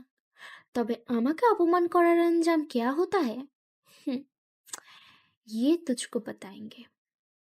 রাসেলের মনটা খারাপ, তাই ও বাড়ির ছাদে এসে এক মনে বসে আকাশের দিকে চেয়ে কিছু একটা ভাবছে। কখনো এই বাড়ির ছাদে আসে নাই, আজকেই প্রথম আসলো। জানি না সে রাইসা দেখলে কি বলবে। এদিকে রাইসাও মন খারাপ করে ছাদে আসে আর দেখতে পায় রাসেল মন খারাপ করে বসে আছে। কিরে, তুই আমার সাথে কথা বলবি না, তাহলে আমার বাড়ির ছাদে কেন আসলি? ওহ আচ্ছা, আপনি আসলে আমার মনটা খারাপ তাই এখানে বসে আছি। যদি বলেন তো আমি চলে যাচ্ছি। রাসেলের এমন কথা শুনে রাইসার অনেকটাই খারাপ লাগে, সেজন্য আর এখান থেকে যেতে পারলে না। না থাক, যেতে হবে না। কিন্তু তোকে তো এভাবে মন খারাপ করে কখনো থাকতে দেখি নাই। না, এমনি মন খারাপ, আপনি বুঝবেন না, আপনার বোঝার মতো মন নেই। আচ্ছা, এসব বাদ দে, আর চল না কোথাও থেকে ঘুরে আসি, আমারও মন খারাপ। রাসেলও মনে করে ক্রাশের সাথে ঘুরতে যাওয়ার মজাই আলাদা। আচ্ছা চলেন, তাহলে কোথায় যাবেন? আমি তো আর এখানে কারো তেমন কিছু চিনি না। তোকে চিনতে হবে না, আমি আছি তো, নাকি? আচ্ছা একটা কথা বলি, আপনি যে আমার সাথে ঘুরতে যাবেন তো আপনার বয়ফ্রেন্ড কিছু বলবে না? সেটা নিয়ে তোকে ভাবতে হবে না, আমি ঘুরতে যাব মন চাইছে, কাউকে বিশ্বাস করি না তাই তোকে বলছি। এখন ইচ্ছা হলে চল, নাইলে নাই। আমি তো মানা করিনি। আচ্ছা চলেন, আপনার সাথে একটু ঘুরে মনকে ফ্রেশ করে নিয়ে আসি। চল, ঘুরতে যেতে বলে কি, আমি বললাম তো আবার ঢং করে। রাইসা মনে মনে ওপরের কথাগুলো বলতে বলতে ছাদ থেকে নেমে আসে আর রাসেলকে একটু রেডি হয়ে নেয়। ভালো কোনো পোশাক নেই, কেননা ভালো পোশাক দেখে যদি সবাই বুঝে ফেলে, তাই ভালো পোশাক নিয়ে আসে নাই। দুজনে চলে আসে একটা সুন্দর মনোমুগ্ধকর জায়গায়। আচ্ছা রাসেল, তুই সত্যি করে বল তো তুই কে? গ্রামের ছেলে তো এত ভালো করে ক্রিকেট খেলতে পারে না, আর গাড়ি চালানো তো দূরেই থাক। রাসেল রাইসার কথা শুনে অনেকটাই চিন্তায় পড়ে যায় আর মনে মনে ভাবে, ওহ, তার মানে রাইসা আমার সাথে এই জন্য ঘুরতে আসলো? আরে না, গ্রামের ছেলে বলে কি আর খেলতে পারবো না বললেন? আর আপনি নিজেই তো বলেছিলেন ঝড়ে বক পরে ফকিরের কেরামতি বাড়ে। আমার বেলায় সেটাই হয়েছে। ও আচ্ছা, সেটাই হবে হয়তো। তাছাড়া তুই আসলেই অত ভালো কিভাবে খেলতে পারবি? সেটাই, চলেন না ওই দিকটায় যাই। দেখেন কত কাপড়রা হাতে হাত রেখে গল্প করছে। সাথে এনেছি বলে ভাবিস না তোকে নিজের বয়ফ্রেন্ডের স্থান দিয়েছি। যেখানে আছিস সেখানেই সীমাবদ্ধ থাক, বুঝলি? খুব ভালো করে বুঝে গেছি। আসলে আমি ভুলে গিয়েছিলাম আমার স্থান কোথায়। রাসেল মন খারাপ করে অন্যদিকে মুখ ঘুরে বসে পড়ে। কোনো কথা বলছে না, আর বলবেই বা কি করে? ওর মনটাই যে ভালো নেই। কথায় কথায় গরিব বলে অপমান করে। গরিবরা কি মানুষ না? রাইসা বুঝতে পারে আর থাকা যাবে না, একটু বেশিই বলে ফেলেছে। এখন চল, এখানে আর থাকবো না, কিছুই ভালো লাগছে না। চলেন। রাইসা ও রাসেল বাড়িতে চলে আসে। রাস্তায় রাসেল একটা কথাও বলে নাই, সোজা ওর রুমে চলে যায়। রুমে এসে বসতে শিখার কল আসে, তাই রাসেল ফোনটা রিসিভ করে। হ্যাঁ বল। কি রে, তোর কথা এমন শোনাচ্ছে কেন? কিছু কি হয়েছে নাকি? না, কি আর হবে বল। না, বুঝতে পারছি তোর কিছু একটা হয়েছে। আচ্ছা, গরিব বলে কি আমি মানুষ না? আমার কেউ কাউকে পছন্দ করার অধিকার নেই? তুই যদি গরিব হোস তাহলে সেখানে আমরা তো আরো গরিব। গরিব না তো কি সেটা বল। আমাকে তো তোর বাবা এখানে এভাবেই পাঠিয়েছে। তার জন্য ভালোবাসার মানুষকে নিজের পরিচয়টাও বলতে পারছি না। শোন, যে ভালোবাসা সে এমনি বাসবে। টাকা পয়সা দিয়ে সব কেনা যায়, কিন্তু কারো মন আর শান্তি কেনা যায় না। সেটা অবশ্য ঠিক। তবে ওই শাকচুন্নি তুই আম্মুকে আবার রাইসার কথা কেন বলছিস? বলবা না কেন? তুমি তলে তলে আমাদের জন্য ভাবি ঠিক করবা, আর সেটা বললেই দোষ, তাই না? চুপ করতি। আচ্ছা, পরে কথা হবে, এখন ফোন রাখি রে। আচ্ছা, ভালো থাকিস, আর ভাবির থেকে একটু সাবধানে থাকিস, না হলে আবার গাড়ির অবস্থা খারাপ করে ফেলবে। রাসেল উপরের কথাগুলো সম্পূর্ণ শোনার আগেই ফোনটা শিখার মুখের উপরে ঠাস করে কেটে দেয়। এইভাবে কেটে যায় 15 দিন। এখন রাসেল সব কিছু ঠিক করেছে জাবেরকে ধরার। আজকে রাতে জাবেরকে ধরবে। প্ল্যান মতো রাসেল, রাফি ও সিয়াম প্রস্তুতি নেয়। রাত বাজে 2টা। ওরা টিপ টিপ পায়ে বাড়ি থেকে বের হয়ে সোজা জাবেরের বাড়ির কাছে চলে আসে। অনেক শহর থেকেও কিছু মাফিয়া এসেছে, সবাইকে একসাথে ধরবে। রাসেল ওর বাকি সদস্যদের প্রস্তুতি হতে বলে। রাসেল ভিতরে যায় আর সবাইকে ধরে ফেলে। জাবের কিছু বুঝে ওঠার আগেই, তোরা সকলে মিলে অনেক অন্যায় করেছিস। এখন থেকে জেলে বসে অন্যায় করার ম্যাপ তৈরি করিস কেমন? শালা, তোদের কেউ ধরতে পারেনি আজ পর্যন্ত। রাসেলের বাকি সদস্যরা ওদের ধরে নিয়ে যায় আর ওরা আবার বাড়িতে চলে আসে। যেহেতু সবার চোখে ঘুম, তাই আর ঘুম পড়িকে ধরতে দেরি করলো না। সকালে ঘুম থেকে উঠেই শুনতে পায় এলায় শোরগোল পেরেছে জাবেরকে ধরে নেওয়ার ঘটনা। সবাই অবাক হয়ে যায়। জাবের এত বড় মাপের একজন ক্রিমিনাল ছিল। রাফি, আর তো এখানে থাকার কোনো মানে হয় না। চল, বলে চলে যাইগা, যেহেতু চাচার সব কাজও শেষ। ভাই, আমিও সেটাই বলতে চাচ্ছিলাম, কিন্তু তুই কি রাইসাকে ভুলতে পারবি? আরে ভাই, যেটা কপালে লেখা নেই সেটা নিয়ে চিন্তা করে কি করব? তার চেয়ে বরং এটা একটা দুঃস্বপ্ন ছিল ভেবে চালিয়ে দিব। তুই একটা জিনিস মাইরি। রাসেল আর কোনো কথা না বলে সোজা চেয়ারম্যান সাহেবের কাছে চলে আসে। সেখানে সবাই উপস্থিত ছিল। আরে রাসেল, আসো বসো। তা বাবা, কিছু বলবে নাকি? চাচা, আসলে বলতে চাই, আমরা তো অনেক দিন হলো এখানে এসেছি, আর আপনার কাজ তো শেষ। তাই যদি অনুমতি দিতেন তাহলে আমরা চলে যেতাম। বাবা, তোমরা কাজের জন্য এসেছিলে, তোমাদের তো আর আটকে রাখতে পারবো না। তোমাদের তো আবার পেটের খাবার জোগাড় করতে অন্য কোথাও কাজ খুঁজতে হবে। তবে একটা কথা বলতাম, যদি রাখতে। হ্যাঁ চাচা, বলেন। আমরা আপনার সব কথা রাখতে চেষ্টা করব। বেশি কিছু না, শুধু আজকের রাতটা থেকে যাও। এতদিন তো তেমন ভালো কিছু খাওয়াতে পারিনি। আচ্ছা চাচা, আপনার কথা রাখলাম। ধন্যবাদ বাবা, আমি জানতাম তোমরা আমার কথা না রাখে পারবেই না। এভাবে আরও কিছু কথা হয়। বিকালে রাসেল ছাদে বসে আছে। আনমনে ভেবেই যাচ্ছে নিজের পছন্দের মানুষটাকে আর দেখতে পাবে না। রাসেলের চোখে জল স্পষ্ট বোঝা যাচ্ছে। তখনই রাইসা আসে আর পেছন থেকে বলে ওঠে, ওই কালকে তো চলেই যাবি, আর তো তোর সাথে মনে হয় না কখনো দেখা হবে, কারণ আমি তো আর কখনো গ্রামে যাব না। তো চল না আজকে একটু ঘুরে আসি, তোর সাথে শেষ গোড়াটা ঘুরে আসি। রাসেল কেন জানি না মানা করতে পারল না। তবে সে বুঝতে পারছে না রাইসা কেন এমনটা করতেছে। চলেন। রাইসা আর কিছু না বলে রাসেলের সাথে বের হয় ঘুরতে। রাইসাকে আজ অনেক সুন্দর লাগছে। দুজনে হেঁটেই চলেছে। আজ যেন মনেই হচ্ছে না হাঁটতেও যে কষ্ট হয়। হাঁটতে হাঁটতে রাসেল বুঝতে পারে তারা অন্য গ্রামে চলে এসেছে। চলেন আমরা ফিরে যাই। আমরা অন্য গ্রামে চলে এসেছি। লোকে দেখলে কপালে শনি আছে। আরে তুই এত ভীতু কেন? চল ওইখানে বসে নদীর সৌন্দর্যকে উপভোগ করি। রাসেল আর কি বলবে বলে? কিছু বললেও তো আবার থাপ্পড় দিয়ে গালের নকশা বদল করে দেবে। তার চেয়ে ওর কথায় রাজি হওয়াই ভালো। চলেন। আর এমনিতেই হাঁটতে হাঁটতে পা ব্যথা হয়ে গেছে।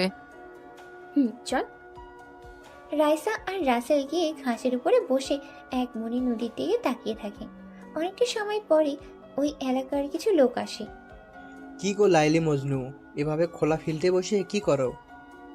রাসেল তো ভয়ে চুপসে যায়। এটা একটা মেয়েলি ব্যাপার, তার উপরে ওর পরিচয় দিতে পারবে না। কি বলছেন এসব? আমি ওনাদের বাড়ির কাজের ছেলে। হ্যাঁ, ও আমার বাসার কাজের ছেলে, ওকে নিয়ে একটু ঘুরতে এসেছি। সবাই মিলে হাসতে থাকে। আমাদের কি তোর পাগল মনে হয়? এভাবে একা একটি যুবতী মেয়ে বাড়ির কাজের ছেলের সাথে ঘুরতে আসে প্রেম ভালোবাসা ছাড়াই? তোদের গার্জিয়ানের ফোন নাম্বার দে। এবার রাইসা অনেকটাই ঘাবড়ে যায় আর আমতা আমতা করে বলে, কি বলেন আপনারা এইসব? আর আমি এই ইউনিয়নের চেয়ারম্যান জনাব হায়দার আলীর মেয়ে। চেয়ারম্যানের মেয়ে হয়ে এইসব করে বেড়ানো, তাই না? বাবার মান সম্মানের কথা একবারের জন্য ভাবোস না? দেখেন আপনারা কিন্তু আমাদের ভুল বুঝতেছেন। আসলে এমনটা কিছুই হয়নি। আর প্লিজ এসব বাবাকে বলবেন না। বাবা যদি এসব শুনতে পায় তাহলে বাবা অনেক কষ্ট পাবে। এইভাবে মনের আনন্দ প্রেম করে ঘুরে বেড়ানোর আগে সেটা মনে ছিল না? এখন তোদের জন্য দুইটা পথ খোলা আছে। কি পথ সেটা তো আগে বলেন। তবে বাবার সম্মানহানি হোক এটা করিয়েন না দয়া করে। তোদের জন্য মনটাকে নরম করে একটু সুযোগ দিলাম। আর সেই পথ দুটি হলো, এক, তোদের এখনই বিয়ে করে নিতে হবে, আমাদের সামনে তোরা রাজি থাকোস আর না থাকোস। দুই, না হলে তোর রূপের ক্ষুধা প্রাণ করিয়ে আমাদের খুশি করতে হবে।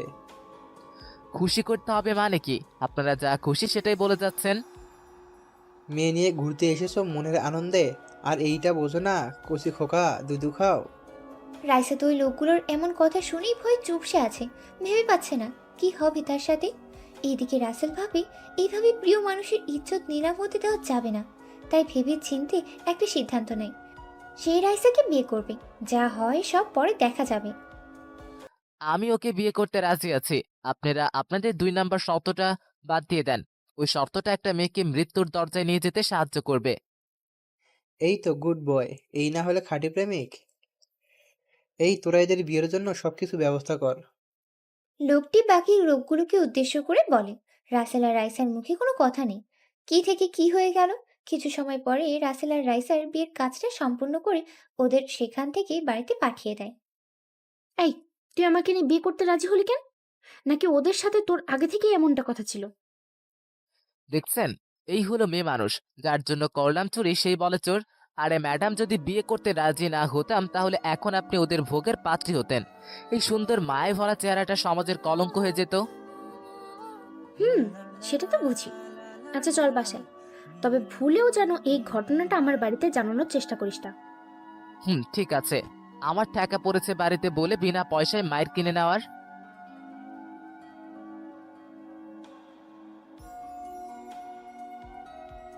ভুলেও কখনো স্বামী হবার দুঃসাহস দেখাতে আসবি না, এই আমি ভালো করে বলে দিলাম। যদি কখনো স্বামীর অধিকার দেখাতে আসিস একদম খুন করে ফেলবো। রাসেল আর কোনো কথা বলে না। রাইসাকে সাথে নিয়ে বাসায় চলে আসে। রাসেল তো অনেক খুশি। আজকে পছন্দের মানুষকে নিজের করে পেয়েছে। হোক না সেটা একটা অ্যাক্সিডেন্টলি ভাবে। বাড়িতে এসে রাইসা ওর রুমে চলে যায় আর রাসেল ওর রুমে চলে যায়। দোস্ত, তোকে এত চিন্তিত দেখাচ্ছে কেন? ভাবির সাথে তো ভালো বনেই গেলি। দোস্ত, রাইসা তোর আসলে ভাবি হয়ে গেছে আজকে থেকে। রাসেলের কথা শুনে রাফি ও সিয়াম তো অবাকের চরম পর্যায়ে পৌঁছে যায়। অবাক হয়ে জিজ্ঞেস করে, এটা কিভাবে হলো একটু খুলে বল তো। শোন, তবে ভুলেও কাউকে এই ব্যাপারটা বলিস না, কারণ রাইসা মানে না এই বিয়ে। তারপর রাসেল শুরু থেকে সবটাই খুলে বলে, যেটা শুনে ওরা খুশি হলেও অনেকটাই কষ্ট পায়। এইটা ভেবে যে ওদের বন্ধুর মনের মানুষকে আপন করে পেলেও মনের সম্মতি পেল না। কি বলিস? এখন তাহলে কি হবে? ভাবি যেই রাগি।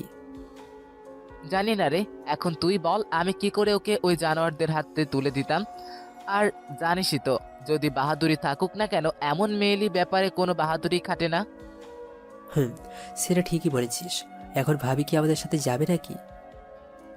সেটা তো বলতে পারবো না, তবে ও শুধু বলেছে ওর ফ্যামিলির কেউ যেন এই বিষয়ে জানতে না পারে। ও, তাহলে আর কি করা? দেখ কি হয়। আল্লাহ যা করে ভালোর জন্যই করে, হয়তো তোর জন্যও ভালোই হবে। সেটাই যেন হয়। আর সব কাপড় চোপড় গুছিয়ে নে, আমরা সকাল সকাল বাড়ির উদ্দেশ্যে রওনা দিব। আর কোনো কথা বলে না কেউ। রাতে রাসেল ছাদে বসে আছে, তখনই রাইসা আসে। রাসেল সেটা দেখে উঠে দাঁড়িয়ে পড়ে। ওহ, তুমি? রাসেলের কথা শুনে রাইসা ঠাস ঠাস করে থাপ্পড় লাগিয়ে দেয়। শুধু তোর জন্য এমন হলো। জানিস, ওই লোকগুলো বাবাকে সবকিছু ভিডিও করে দেখিয়েছে। বাবা আমার উপরে সেই রেগে আছে। আমি তখন বললাম চলে আসার জন্য, কিন্তু তুমি নিজেই তো আসলে না। এখন সব দোষ আমার উপরে চাপিয়ে দিচ্ছেন। চুপ কর। এখন চল, বাবাকে বলবি সব দোষ তো, আমার কোনো দোষ নেই। রাসেল আর কোনো কথা বলে না। রাইসার সাথে ওর বাবা মায়ের কাছে চলে আসে। রাসেলকে দেখে চেয়ারম্যান সাহেব ঠাস করে একটা থাপ্পড় লাগিয়ে বলে, তোরা দুজন দুজনকে ভালোবাসিস, সেটা একবার আমাকে বলেই দেখতি। সেটা না বলে আমার সম্মানটা এভাবে নষ্ট কেন করলি? চাচা, আসলে হয়েছে কি? চেয়ারম্যান সাহেব রাসেলকে থামিয়ে দিয়ে বলে, চুপ থাক। আর বিয়ে যখন হয়ে গেছে, কালকে রাইসাকে সাথে করে নিয়ে যাস। বাবা, তুমি কি বলো? আমি যাব, তাও আবার ওই কুড়ে ঘরে থাকার জন্য? কেন যাবি না? আকাম করার সময় মনে ছিল না? রাসেল একটা কাজের লোক মাত্র। আমি আর কিছু শুনতে চাই না। আর রাসেলকে নিয়ে তোর রুমে যা, এখন তো তোরা স্বামী স্ত্রী। রাসেল তো চেয়ারম্যান সাহেবের কথাগুলো মনে হয় আসমান থেকে পড়লো। আর রাইসা তো অবাকের চরম পর্যায়ে আছে। আমি ওকে স্বামী হিসেবে মানি না, তাহলে আমার রুমে ওকে কেন নিব? দেখ, আমাকে খারাপ হতে বাধ্য করিস না। ভালোই ভালোই ওকে নিয়ে রুমে যা। রাইসা মনটা খারাপ করে বলে, আচ্ছা ঠিক আছে, ওই চল। আমি রাফিদেরকে বলে আসি। রাসেল রুমে চলে আসে আর রাফিদের বলে, রাফি, আমি আজকে রাইসার কাছে থাকবো। জানি বিছানায় জায়গা হবে না, তবুও যেতে হবে। শ্বশুর মশাই সব জেনে গেছে। ও আচ্ছা, তবে বিড়ালটা মারিস কেমন? শোন, একটা গান আছে না, কাছের মানুষ দুঃখ দিলে দুঃখ মনে হয় না, আপন মানুষ কষ্ট দিলে কলিজাতে সয় না। দোস্ত, সব বুঝি। আচ্ছা যা, তোর গালটাকে বাঁচানোর জন্য শুভ কাবারে রইল। রাসেল আর কিছু না বলে রাইসার রুমের সামনেই চলে আসে, কিন্তু রুমে ঢুকতেছে না। কি যেন কি মনে করে ঢুকতেই পারে। রাইসা শুয়ে আছে। রাসেলকে দেখেই, বাসর করার খুব শখ তাই না? বাবা যখন বলল তুই তো কিছুই বললি না। আমি কি বলতাম? তার আগেই তো আমার গালের নকশা বদলে ফেলেছে। যা ঘুমিয়ে পড়। রাসেলকে খাটের উপরে শুতে নিলেই রাইসা ঠাস করে একটা থাপ্পড় দিয়ে বলে, তোর সাহস কত বড়, আমার খাটে শুইতে আসোস? যা ফ্লোরে ঘুমা। রাসেল জানে কিছু বলে লাভ নেই, তাই চুপটি করে একটা চাদর আর বালিশ নিয়ে ফ্লোরে ঘুমিয়ে পড়ে। এত ঠান্ডা যেটা বলে বোঝানো যাবে না। রাসেল শীতেই কাঁপতেছে, তবুও রাইসা ফিরেও দেখলো না। সকালে রাইসার আগে ঘুম ভেঙে যায় রাসেলের। রাসেল উঠে ওয়াশরুম থেকে ফ্রেশ হয়ে এর মধ্যেই রাইসার ঘুম ভেঙে যায়।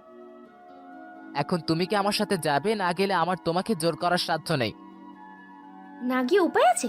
বাবা তো যেখানে থাকতাম সেটা বন্ধ করে দিয়েছে, আর কলেজের কোনো টাকাও দেবে না। আমি আছি, সব হয়ে যাবে। এত চিন্তা করার কি আছে? আর ওনাদের রাগ কমলে সব ঠিক হয়ে যাবে। আল্লাহর উপরে ভরসা রাখো। তুই তো থাকুস একটা গ্রামে, তাহলে ঢাকায় কিভাবে আমার খরচ দিবি? আর পারবি আমাকে একটা ফ্ল্যাট বাসা ভাড়া নিয়ে দিতে, সাথে সব খরচ? আমিও ঢাকাতেই থাকি, একটা বস্তিতে। আর নিজের রক্ত বা কিডনি বিক্রি করে হলেও তোমার জন্য সব করব। রাসেল উপরের কথাগুলো বলে রুম থেকে বেরিয়ে যায়, কারণ রাসেল জানে ওর কপালে এখন থেকে কষ্ট ছাড়া কিছুই নেই। কি বাবা, রাত কেমন কাটলো সেটা আগে বল। ভাবি মনে হয় কাজ থেকে ছাড়তেই চাইনি, তাই না? আরে রাফি, তুই কি পাগল নাকি? নতুন বরকে কেউ কি ছাড়তে চায় নাকি? চুপ শালা, এমনিতেই আমি দুঃখের সাগরে নৌকা চালিয়ে কিনারায় যেতে পারছি না, আর তোরা আরো বাতাসের মাধ্যমে নৌকায় দোল খাওয়াচ্ছিস। হ্যাঁ রে দোস্ত, সব কিছুই বুঝি। আমরা কি অবুঝ যে তোর কষ্ট বুঝবো না? তা ভাবি কি আমাদের সাথে যাবে নাকি? শ্বশুর মজাই সোজা বলে দিয়েছে আমার সাথে যেতে। এমনকি রাইসা ঢাকায় যেখানে থাকতো আর কলেজের খরচ সবকিছু বন্ধ করে দিয়েছে। তাহলে এখন কি হবে? আমরা তো থাকি একটা বস্তিতে। চুপ শালা, তবে ওকে বাসায় নেওয়া যাবে না, আর আমার পরিচয় জানানো যাবে না। আমি চাই ও আমাকে আমার মন দেখে ভালোবেসে আপন করে নেই, ধন সম্পত্তি দেখে না। তাহলে এখন ভাবিকে নিয়ে উঠবি কোথায়, সেটা কি ঠিক করেছিস? আমার একটা ফ্ল্যাট বাসা আছে না রাইসার কলেজের কাছে, যেটাতে অনেকেই ভাড়ায় থাকে, সেখানে রাইসাকে রাখবো। তাহলে ভাববো ভাড়া করেছি। বাবা, এত বুদ্ধি তোর কোথা থেকে আসে? আমাদের একটু কিছু বুদ্ধি ধার হিসাবে দিলেও তো পারস, তাই না? কথা না বলে তাড়াতাড়ি ফ্রেশ হয়ে খাবার খেতে আয়। স্যার ফোন করে বলছে তাড়াতাড়ি যেতে। এরপর আর কিছু না বলে রাসেল ফ্রেশ হয়ে খাবারের জন্য চলে আসে। প্রতিদিন রুমি খেত, কিন্তু আজকে সেই আগের জায়গায় খেতে বলেছে। রাসেল লক্ষ্য করে কারোর মুখে হাসি নেই। ওরা খাওয়া শুরু করে। আমার কত শখ ছিল আমার মেয়ের জামাই বড় কোনো সিআইডি অফিসার হবে, আর শেষমেশ আমার মেয়ের কপালে জুটলো কিনা একটা রাখ। চুপ করে খেতে দাও তো। আর রাসেলকে কি বলবো? তোমার মেয়ে তো হাতে করে এটা করেছে। রাসেল সহ সবাই অবাক হয়ে তাকিয়ে আছে, কেউ কিছুই বলছে না। রাইসা কখনো কান্না করেনি, তবে ওর চোখে স্পষ্ট জল। বোঝাই যাচ্ছে খাবার পর্ব শেষ করে ওরা রেডি হয়ে বাইরে আসে। চাচা, পারলে ক্ষমা করে দিয়েন, ভাবিনি এমনটা হবে। জানি না আর কখনো দেখা হবে কিনা। চেয়ারম্যান সাহেব কোনো কথা বলল না, অন্যদিকে মুখ ঘুরিয়ে বাড়ির ভিতরে চলে গেলেন। রাইসের মাও একই কাজ করলো, যেটাতে রাসেল অনেকটাই কষ্ট পেল। তবুও কিছু করার নেই। রাসেল যা করেছে সেখানে সবার মা বাবা একটু অভিমান করে এমনটাই করবে স্বাভাবিক। এদিকে রাইসা একটা শাড়ি পরে বেরিয়ে আসে। রাসেল তো সেই প্রথম দিনের মতো অবাক নয়নে তাকিয়ে আছে। রাফির ধাক্কায় ধ্যান ফেরে রাসেলের। সবার থেকে বিদায় নিয়ে ওরা রওনা হয় স্টেশনের উদ্দেশ্যে।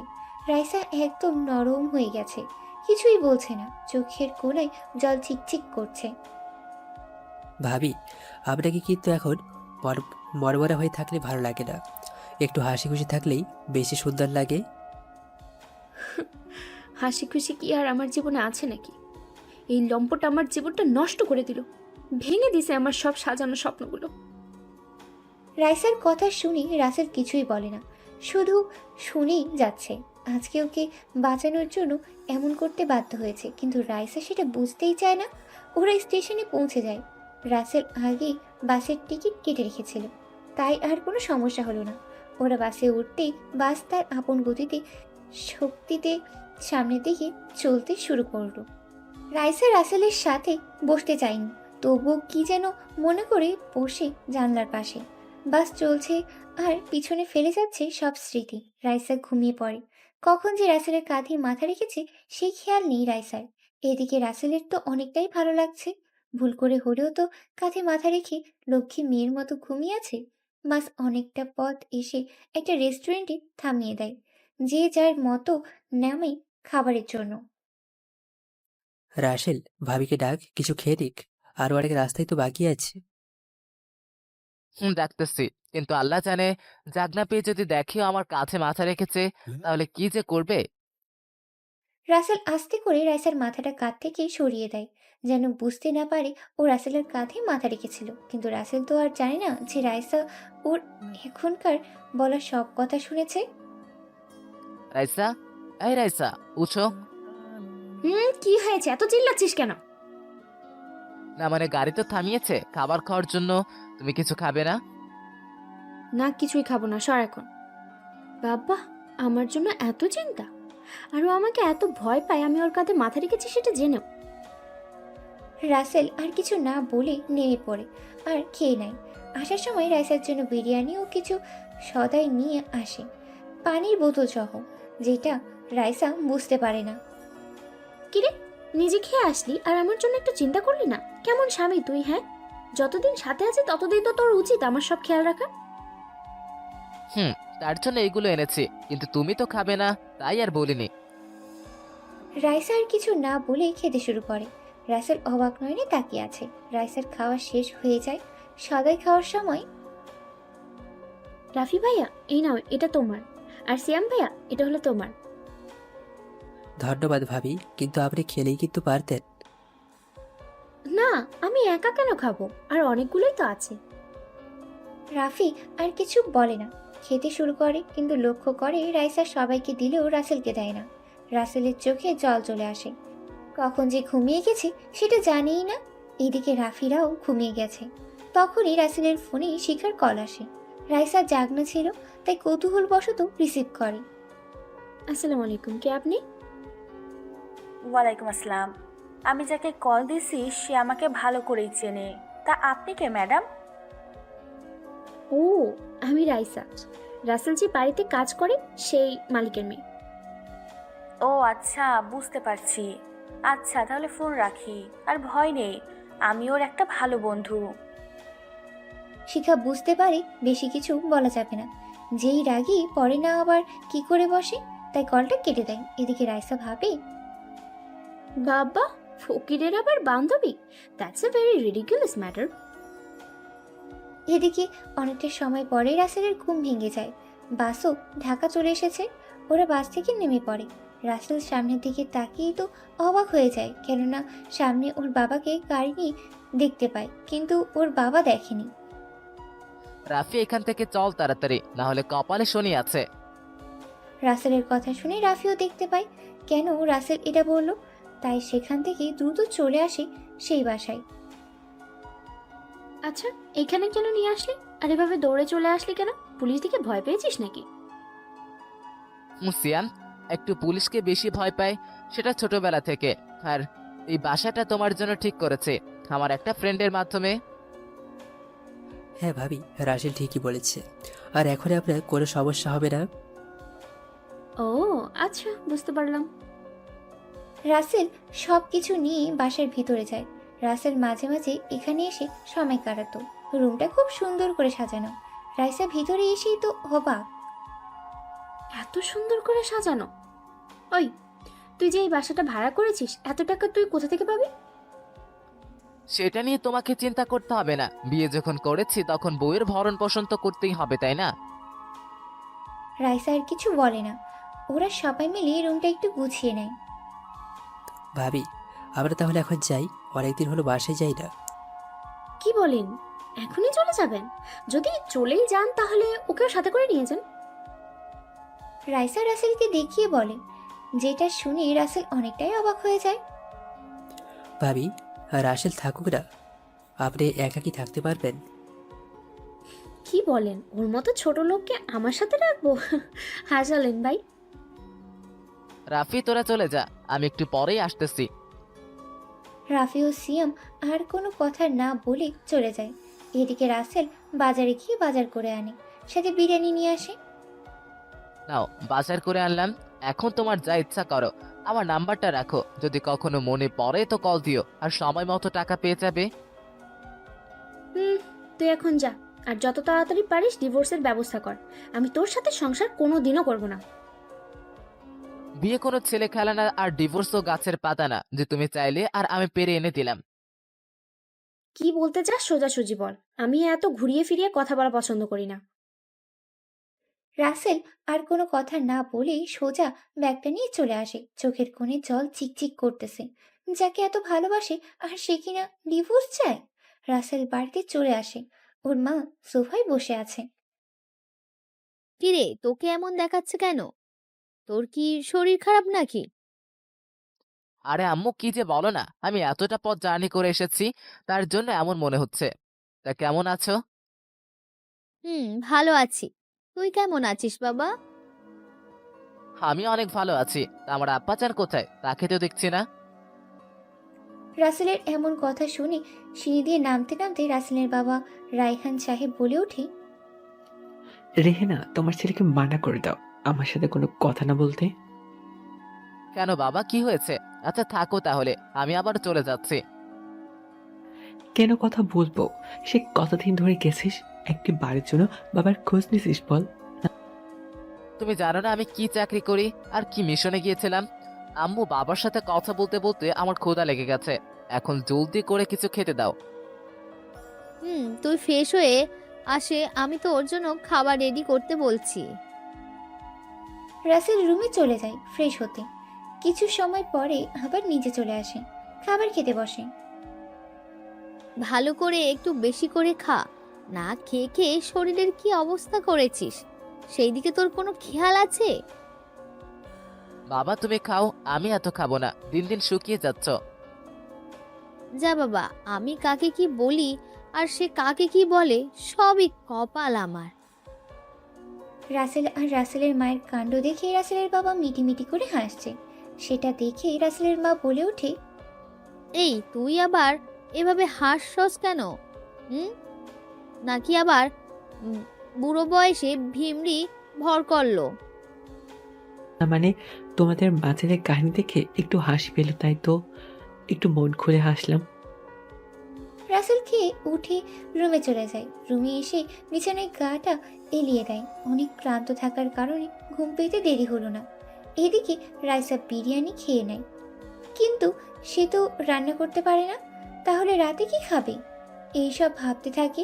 বিকেলে রাফির কলে রাসেলের ঘুম ভেঙে যায়। ফোনটা ঘুম ঘুম চোখে রিসিভ করে। দোস্ত বল। কিরে, এখনো পড়ে পড়ে ঘুমাচ্ছিস নাকি? উঠে চল, আয় আয়, চাচার টক দোকানে। থাক, আমি 5 মিনিটে রেডি হয়ে 10 মিনিট আসতেছি। রাসেল রেডি হয়ে টং দোকানের উদ্দেশ্যে রওনা দেয়। কিছু সময় পরে সেখানে চলে আসে আর রাফিকে উদ্দেশ্য করে বলে, কিরে, পেটুক আসে নাই? সালা শিয়াম তো পড়ে পড়ে ঘুমাচ্ছে। ওই শোন, স্যার তো দেখা করতে বলেছিল, তাহলে চাচার হাতের চাটা খেয়ে চল, শিখার বাসা থেকে ঘুরে আসি। সেটাই চল। চাচা, একটা করে দুধ চা বানিয়ে দাও তো। কিছু সময় পরে চা পেয়ে যায়। চা খেয়ে শিখার বাসার উদ্দেশ্যে রওনা দেয়। দরজায় এসে কলিং বেল চাপতেই শিখার মা এসে দরজা খুলে দেয়। কি রে রাসেল, আজকে আমার বাসায় আসার সময় হলো তোর? আরে আন্টি, তুমি আর এটা কইও না। তোমার ববজার জামাই আমাদের কি কাজে পাঠিয়েছিল তুমি জানো? আমি শিকার থেকে সব শুনেছি। আয় আয়, আমি কফি করে আনি। এই তোমার দাজ্জাল মেয়ে আর খাট্টাস বর কোথায়? একদম ফাজলামি করবি না, ওরা রুমে আছে। একটু পরে শিখা চলে আসে। ওই শালা, তুই এখানে কখন আসলি? আর তখন আমি তোকে ফোন দিলাম, ফোন রাইসা রিসিভ করলো, কারণ কি? শিখার কথা শুনে রাসেল আর রাফি তো অবাকের চরম পর্যায়ে পৌঁছে যায়। ওহ, হয়তো আমার ফোনটা রুমে ছিল আর তুই কল দিছিস তখন রাইসা আমার রুমে এসেছিল। সিম্পল। তা কিছু বলেছে নাকি? সেটাও হতে পারে। না, কিছু বলার আগেই আমি ফোন কেটে দিছি। এমনিতেই যে রাগী। রাসেল আরও কিছু কথা বলে।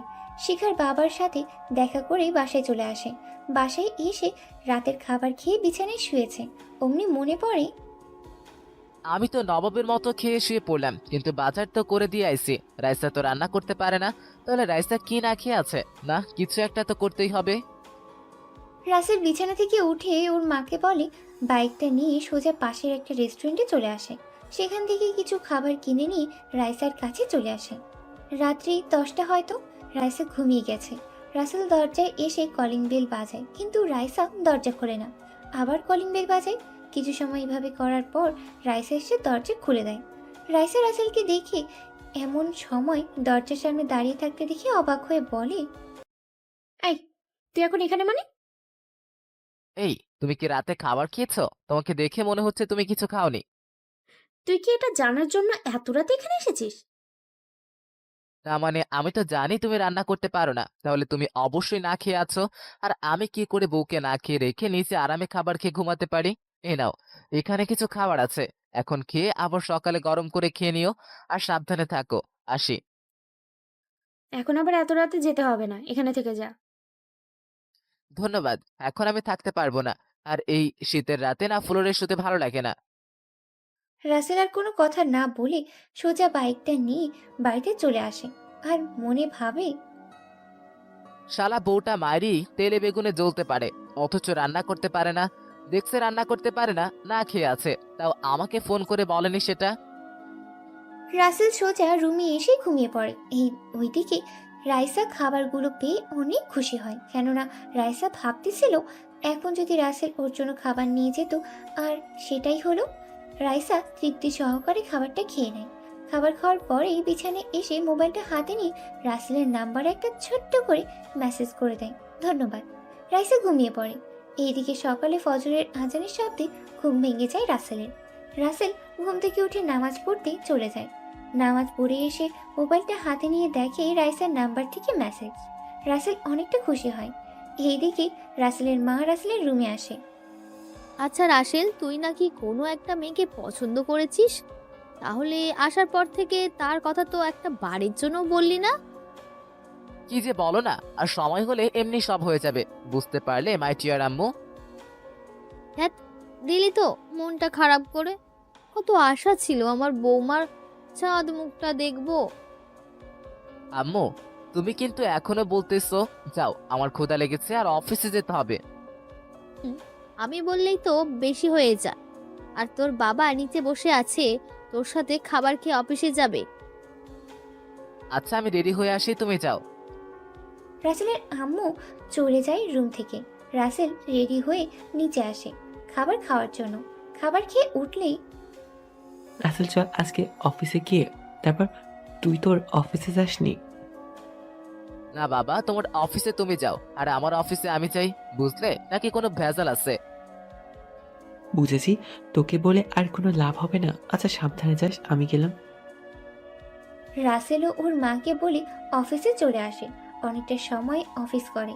রাইসার নাম্বারে কল দেয়। রাইসা বিরক্ত নিয়ে কলটা না চাইলেও রিসিভ করে। হ্যাঁ বল, আর ফোন দিচ্ছিস কেন? একটু ভালো করে কি কথা বলা যায় না বলো? যতদিন আমার সাথে আছো ততদিন তো আপাতত ভালোভাবে কথা বলতে পারো, তাই না? চুপ কর। আর শোন, আমার কলেজে টাকা লাগবে, দিবি নাকি পড়াশোনা বাদ দিব, কোনটা? আরে পড়া বাদ দিবা কেন, আমি আজকেই টাকা দিব নে। তুমি কোথায় এখন? কোথায় আবার থাকবো, কলেজে গিয়েছিলাম, সেখান থেকে বাসায় চলে আসছি। ও আচ্ছা, তা তোমার জন্য কি কিছু আনতে হবে নাকি? রাইসার কিছু জামা কাপড় লাগবে, কিন্তু সেটা রাসেলকে বলে না। এত কিছু কিভাবে বলবে? রাইসা তো জানে রাসেলের কতটা কষ্ট করতে হয় রাইসার জন্য। না, আমার কিছুই লাগবে না, শুধু টাকাটা হলেই হবে। রাসেল আর কিছু বলে না। কলটা কেটে দিয়ে শপিং মল থেকে 2 সেট জামা আর কিছু খাবার কিনে নিয়ে আসে। রাইসা বসে বসে টিভি দেখছিল। রাসেল আসবে তাই দরজা খোলাই রেখেছে। এই নাও, এগুলা রাখো। আর কি গরম এক গ্লাস পানি দিতে পারবে? রাইসা রাসেলের থেকে ব্যাগগুলো নিয়ে রেখে এসে এক গ্লাস স্পেশাল শরবত বানিয়ে এনে রাসেলের হাতে দেয়। রাসেল তো অনেকটাই অবাক, যে মেয়ে ভালো করে কথা বলে না আর সেই এখন রাসেলের জন্য শরবত করে আনছে। এই যে শরবত। রাসেল শরবতটা নিয়ে ঢকঢক করে খেয়ে ফেলে। রাসেলের মনে হচ্ছে এটা শরবত তো নয়, যেন অমৃত। আসলে এই প্রিয়জনের হাতে যাই হোক না কেন, সেটা অমৃত থেকে কোনো অংশে কম হয় না। ধন্যবাদ। তা তোমার কলেজে কত টাকা লাগবে শুনি? বেশি না, মাত্র 2000 টাকা হলেই হবে। 2000 টাকা? তাও তোমার কাছে মাত্র মনে হচ্ছে। আচ্ছা এই নাও, এখানে 3000 টাকা আছে, যা লাগে সেটা দিয়ে বাকি টাকা দিয়ে তোমার প্রয়োজনীয় কাজ করিও। রাইসা তো রাসেলের এমন কথা শুনেই মনে মনে ভাবে, আর সাথে অনেকটা অবাকও হয়ে যায়, কেননা ভাবনাটা ছিল এমন। এত মার, সাথে অপমান করি, তাও আমার সাথে এত ভালো ব্যবহার কি করে করতে পারে? আচ্ছা এখন তাহলে আসি। আমি বলছিলাম কি, যদি রান্না কিভাবে করতে আমাকে একটু দেখিয়ে দিতে তাহলে ভালো হতো। ওহ, সেটা তো মন্দ হয় না। আচ্ছা তাহলে রান্নাঘরে চলো। রাসেল রাইসাকে সবকিছু শিখিয়ে দিয়ে বাসায় চলে আসে। এদিকে কেটে যায় 15 দিন। এখন রাইসা আরো বেশি করে রাসেলকে ইগনোর করে, যেন রাসেলকে দেখতেই পারে না। কথায় কথায় থাপ্পড় আর অপমান যেন নিত্যদিনের সঙ্গী রাসেলের। রাসেল এখন রাইসার সাথে ওই বাড়িতেই থাকে, কেননা রাইসা একা থাকতে ভয় পায়। আচ্ছা, তোকে যে আমি এত করে মারি আর অপমান করি, সেটা কি তোর কখনো গায়ে লাগে না? তুই কি করে এসব সহ্য করিস? যখন কারো মায়ায় নিজেকে জড়াবে তখন এই প্রশ্নের উত্তর নিজেই পাবে। আমার মতো ছোট লোকের থেকে জিজ্ঞেস করতে হবে না। রাইসা আর কিছু বলতে গিয়েও যেন কিছুই বলে না, কেননা রাসেল যা বলেছে সেটা তো সত্যি। রাসেল রুমে চলে যায়, পিছে পিছে রাইসাও চলে আসে। কি ব্যাপার, তুমি যে আসলে কোনো দরকার নাকি? না। আচ্ছা, একটা কথা জানতে খুব ইচ্ছে করছে। তুমি যে আমার জন্য এত করতেছো, সেই টাকা কোথা থেকে পাচ্ছো? সামান্য দিনমজুরের কাজ করে কি এটা করা সম্ভব? শোনো, তুমি ফল খেতে চেয়েছো, ফল খাও। এটা জানতে হবে না এই ফল কোথায় কোন গাছ থেকে আসলো। কিছু কিছু সময় অবশ্যই জানতে হয় ফল কোন গাছের যে এত মিষ্টি লাগে। আর আমি কোনো হারাম টাকা নিয়ে কিছু করতে চাই না। একটা কথা মনে রেখো, নিজের কিডনি বিক্রি করে বউয়ের চাহিদা মেটাবো, কিন্তু হারাম টাকায় স্পর্শ করব না। রাইসা এইবার আর কিছুই বলল না, কারণ সে বুঝে গেছে রাসেল আর যাই করুক না কেন কখনো খারাপ কাজ করতে পারে না। যদি খারাপ কাজ করতো তাহলে এক বাড়িতে থাকা সত্ত্বেও তাকে স্পর্শ না করে থাকতো না। আচ্ছা, একটা কথা জিজ্ঞেস করি, তুমি কি সেটার উত্তর দিবে? রাসেল রাইসার এমন কথা শুনে ভাবে, বাব্বা, সূর্য আজকে আবার কোন দিক দিয়ে উঠেছে যে রাইসা এত মধুর সুরে কথা বলতেছে? আচ্ছা, আজকে তোমার কি শরীর খারাপ নাকি? না তো, কিন্তু তোমার এটা কেন মনে হলো সেটা একটু শুনি। না, এত সুন্দর করে কথা বলতেছো সেটার জন্য জিজ্ঞেস করলাম। এইভাবে দুজনের মাঝে আরো অনেক কথা হয়। রাসেল চলে যায় রান্না করতে, কেননা রাইসা রান্না করতে পারে না। রাসেল অনেকভাবে শিখিয়েছে, আর যদিও পারে হয়তো করবে না, সে তো রাসেলকে কষ্ট দিয়ে আনন্দ পায়। রাসেল রান্নার কাজ শেষ করে রুমে আসতে দেখতে পায় রাইসা তার বয়ফ্রেন্ডের সাথে কথা বলতেছে, যেটা দেখে নিজের অজান্তেই চোখ থেকে 2 ফোঁটা পানি গাল বেয়ে পড়ে, যেটা রাইসার চোখের আড়াল হলো না। তবুও যেন রাইসার মনে বিন্দু পরিমাণ রাসেলের জন্য অনুভূতি হলো না। রাইসা, তুমি কার সাথে কথা বলতেছো সেটা কি জানতে পারি? রাসেলের বলা কথাটা শুনেই রাইসা ঠাস করে একটা থাপ্পড় লাগিয়ে বলে, আমি যার সাথে মন চাই কথা বলবো, সেটা জিজ্ঞেস করার তুই কেটা? ভুলে যেও না আমি তোমার স্বামী। সেটা যে কোনোভাবেই হোক না কেন, স্বামী হয়ে স্ত্রীর খোঁজ খবর রাখা আমার নৈতিক দায়িত্ব। হ্যাঁ, আইসে দায়িত্ব পালন করতে। তোর কি আছে যে আমাকে নিজের স্ত্রী বলে দাবি করিস? কি যোগ্যতা আছে তোর আমার স্বামী হবার? পৃথিবীতে কি টাকা পয়সা থাকলেই সব হয়? সত্যিকারের ভালোবাসার কি কোনো মূল্য নেই? আর আমি তো যতটা পারি তোমার চাহিদা পূরণ করি, তাহলে এই কথা কেন বলতেছো? এত কথা বলে আমার মাথা ব্যথা করে দিস না তো। তোর মতো ছোট লোকের কোনো যোগ্যতা নেই আমার স্বামী হবার। আমার বয়ফ্রেন্ড কি করে জানিস? কি করে একটু শুনি। শোন, ও হলো একজন পুলিশ অফিসার, আর ওর বাবা এদেশের নামকরা কোম্পানি আছে RK গ্রুপ, সেই কোম্পানির ম্যানেজার। ওদের অনেক টাকা আছে। রাইসা কথা শুনে রাসেল ঠোঁটের কোণে এক চিলতে মুচকি হাসি এনে মনে মনে বলে, বাচ্চা, তুমি যার কোম্পানিতে তার কাছে বলতেছো তাদের টাকা আছে, তো তাতে কি হয়েছে? খুঁজে দেখো, এই পৃথিবীতে তারাই সুখী যারা একে অপরের ভালোবাসায় সুখী। টাকা পয়সা হয়তো সাময়িক মোহ কাটাতে পারে, কিন্তু চিরস্থায়ী সুখ এনে দিতে পারে না। যে সংসারে টাকা বেশি সেই সংসারে ভেজাল কত বেশি। হ্যাঁ, তোর সাথে কথা বলাই বেকার। কেন যে তোর সাথে কথা বলে আমার মূল্যবান সময় নষ্ট করতেছি? রাইসা গিয়ে খাবার খেয়ে রুমে আসে, কিন্তু রাসেলকে মনের ভুলেও খাবারের কথা বলে না। রাসেল খাবার খাওয়ার জন্য গিয়ে দেখতে পায় একটা খাবারও নেই। অনেক খুঁজেও পায় না। সে তো দুজনের জন্য খাবার রান্না করেছিল, একা তো কিছুতেই শেষ করতে পারবে না খেয়ে। রাইসাকে জিজ্ঞেস করতে যায়। আচ্ছা রাইসা, তুমি তো খেয়ে আসলে, কিন্তু আমি খাবার খেতে গিয়ে তো খাবার পেলাম না। তুই আজকে বেশি কথা বলছিস, তাই আজকে তোর খাওয়া বন্ধ, বুঝতে পারছিস? রাসেলের মনে হচ্ছে রাইসার গালে ঠাস করে কয়েকটা থাপ্পড় দিয়ে মনে করিয়ে দিক সবারই পেট আছে, ক্ষুধার অনুভূতি সবারই হয়। রাসেল কি আর করবে, এক গ্লাস পানি খেয়ে শুয়ে পড়ে। মাঝরাতে রাসেল দেখতে পায় রাইসা শীতে কাঁপতেছে আর একটু একটু গোঙানি করছে। রাসেল তো জানে রাইসা এইভাবে গোঙানি করে না, তাই উঠে রাইসার কপালে হাত দেয়।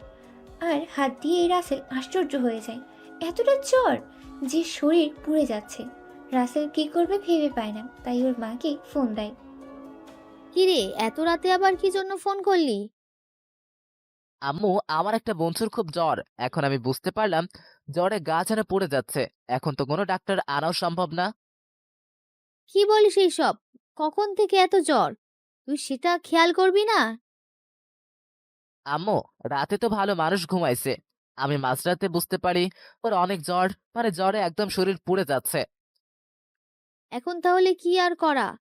আচ্ছা, তুই একটা কাজ কর, বালতিতে পানি এনে ওর মাথায় দে বেশি করে, আর মাথায় একটু কাপড় ভিজিয়ে জলপট্টি করে দিস, তাহলে কিছুটা হলেও জ্বর কমবে।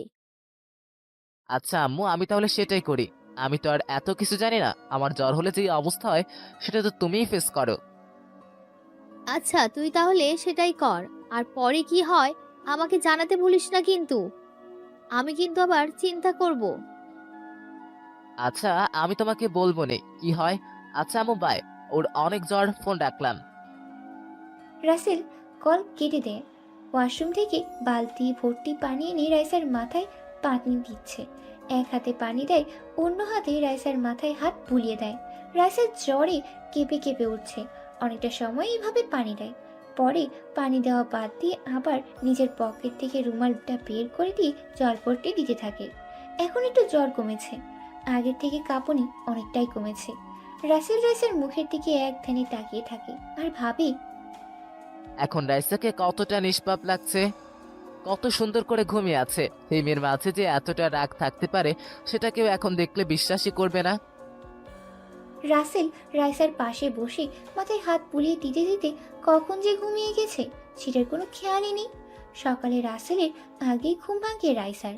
রাইসা চোখ খুলতে পারছে না, শরীরটাও অনেক ভারী ভারী লাগছে, মাথা ঝিমঝিম করতেছে। রাতে অসুস্থর কথা মনে পড়ে। আস্তে আস্তে চোখ মেলে দেখে রাসেল ওর বুকের উপরে মাথা রেখে ঘুমিয়ে আছে। ঘুমন্ত অবস্থায় রাসেলকে অনেক সুন্দর লাগছে। রাইসা পলক্ষীন দৃষ্টিতে রাসেলের দিকে তাকিয়ে রাতের কথা ভাবে।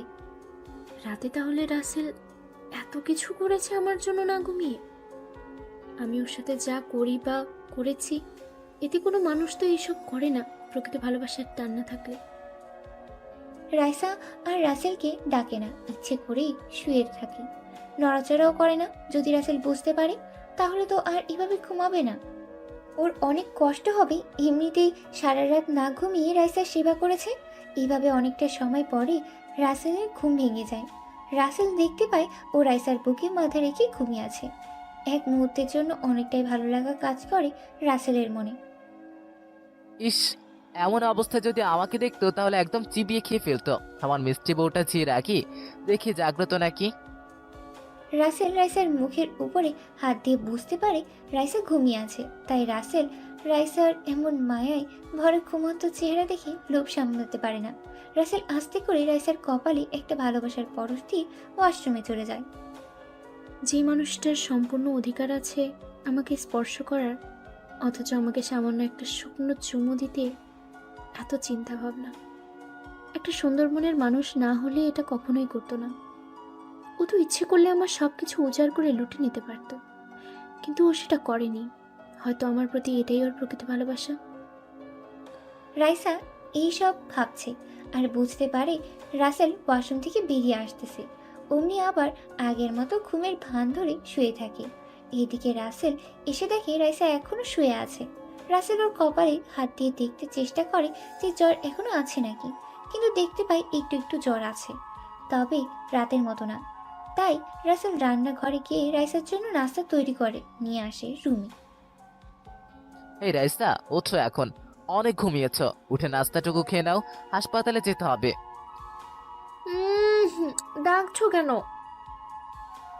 ওহ, তার মানে আমি যা বললাম তুমি সেটা শুনতে পাও নাই, তাই না? তা কি বলেছিলে সেটা তো শুনি আগে। উঠে ফ্রেশ হয়ে এসে নাস্তা করে নাও, তোমার শরীরে এখন অনেকটাই জ্বর, তাই হাসপাতালে গিয়ে দেখতে হবে। না, আমি খাবো না। খাবার প্রতি আমার কোনো রুচি নেই। আর হাসপাতালে যাওয়া তো দূর কি বাত। দেখো, তুমি না খেয়ে থাকলে আরো বেশি অসুস্থ হয়ে পড়বে। আর আমার সাথে হাসপাতালে না যেতে চাও তাহলে তোমার বয়ফ্রেন্ডকে ফোন দিয়ে আসতে বলো। আমি চাই না আমার কাছে তুমি কষ্টে থাকো। রাইসা রাসেলের কথা শুনে অবাক হয় আর মনে মনে ভাবে, একটা মানুষ কিভাবে এমনটা করতে পারে দেখেছে? নিজের বুকে হাজারো কষ্ট লুকিয়ে রেখে আমার মুখে হাসি ফোটানোতে অস্থির। এমন মানুষকে কি কখনো অবহেলা করা যায় বলেন? তবে আমি যে ওকে নিজের করে মানতে পারি না সেটাও কেন বোঝে না? আর বয়ফ্রেন্ড তো নাই, এটা ডাহা মিশা কথা ওকে দূরে রাখার জন্য। রাইসা কোনো কথা বলছে না বলে রাসেল আবারও জিজ্ঞেস করে, এই রাইসা, তোমার কি হলো? সে কখন থেকে আমি বকবক করে যাচ্ছি আর তুমি সেই কথায় ডুবে আছো। আমার না আসলেই খেতে ইচ্ছে হচ্ছে না। বলেই উঠে ওয়াশরুমে চলে যায়। ফ্রেশ হয়ে আসলেই রাসেল আর দ্বিতীয়বার জিজ্ঞেস না করে প্লেট থেকে এক লোকমা খাবার রাইসার মুখের সামনে তুলে ধরে। রাইসা অবাক নয়নে তাকিয়ে রাসেলের হাত থেকে খাবার খেতে শুরু করে। রাইসার অনেক ভালো লাগছে। এটা যেন ওর কাছে সুখের একটা পরম মুহূর্ত। রাইসা সবটুকু খাবার থেকে কিছু খাবার খেতে না খেতে গল গল করে রাসেলের উপরে বমি করে দেয়। দেখছো, এটা কি করলে? যা খাইছিলা সেটা আবার বমি করে বের করে দিলে। আমি তো বললাম আমার খাওয়ার কোনো রুচি নেই, তুমি জোর করে খাওয়ালে এখন আমার দোষ কোথায়? আচ্ছা ঠিক আছে, যেটুকু খেয়েছো সেটাই অনেক। এখন নাও, একটু রেডি হয়ে নাও, হাসপাতালে যেতে হবে। না, আমি কোথাও যাব না। এমনিতে আমার মাথা ঘুরতেছে। যদি রাস্তায় আবার এমন হয় তখন কি হবে? না, তাহলে তুমি এইভাবে পড়ে পড়ে কষ্ট করো, আমি চেয়ে দেখি, তাই না? রাইসা রাসেলের কথায় বুঝতে পারে রাসেল অনেকটাই রেগে আছে। তাই আর কিছু না বলে ধীরে ধীরে গিয়ে একটু রেডি হয়ে নেয়। ঠিকভাবে দাঁড়াতেই পারছে না রাইসা। এদিকে রাসেল গিয়ে পোশাকটা পরিবর্তন করে আসে। রাইসাকে ধরে নিয়ে আসে হাসপাতালে। কিছু পরীক্ষা নিরীক্ষা করে ডাক্তার ওষুধ লিখে দেয়। রাসেল সেই ওষুধগুলো কিনে নিয়ে আবার বাসায় চলে আসে। এখনই শুধু ওষুধগুলা খেয়ে নাও, আর আমি তোমার জন্য কি খাবারের ব্যবস্থা করি।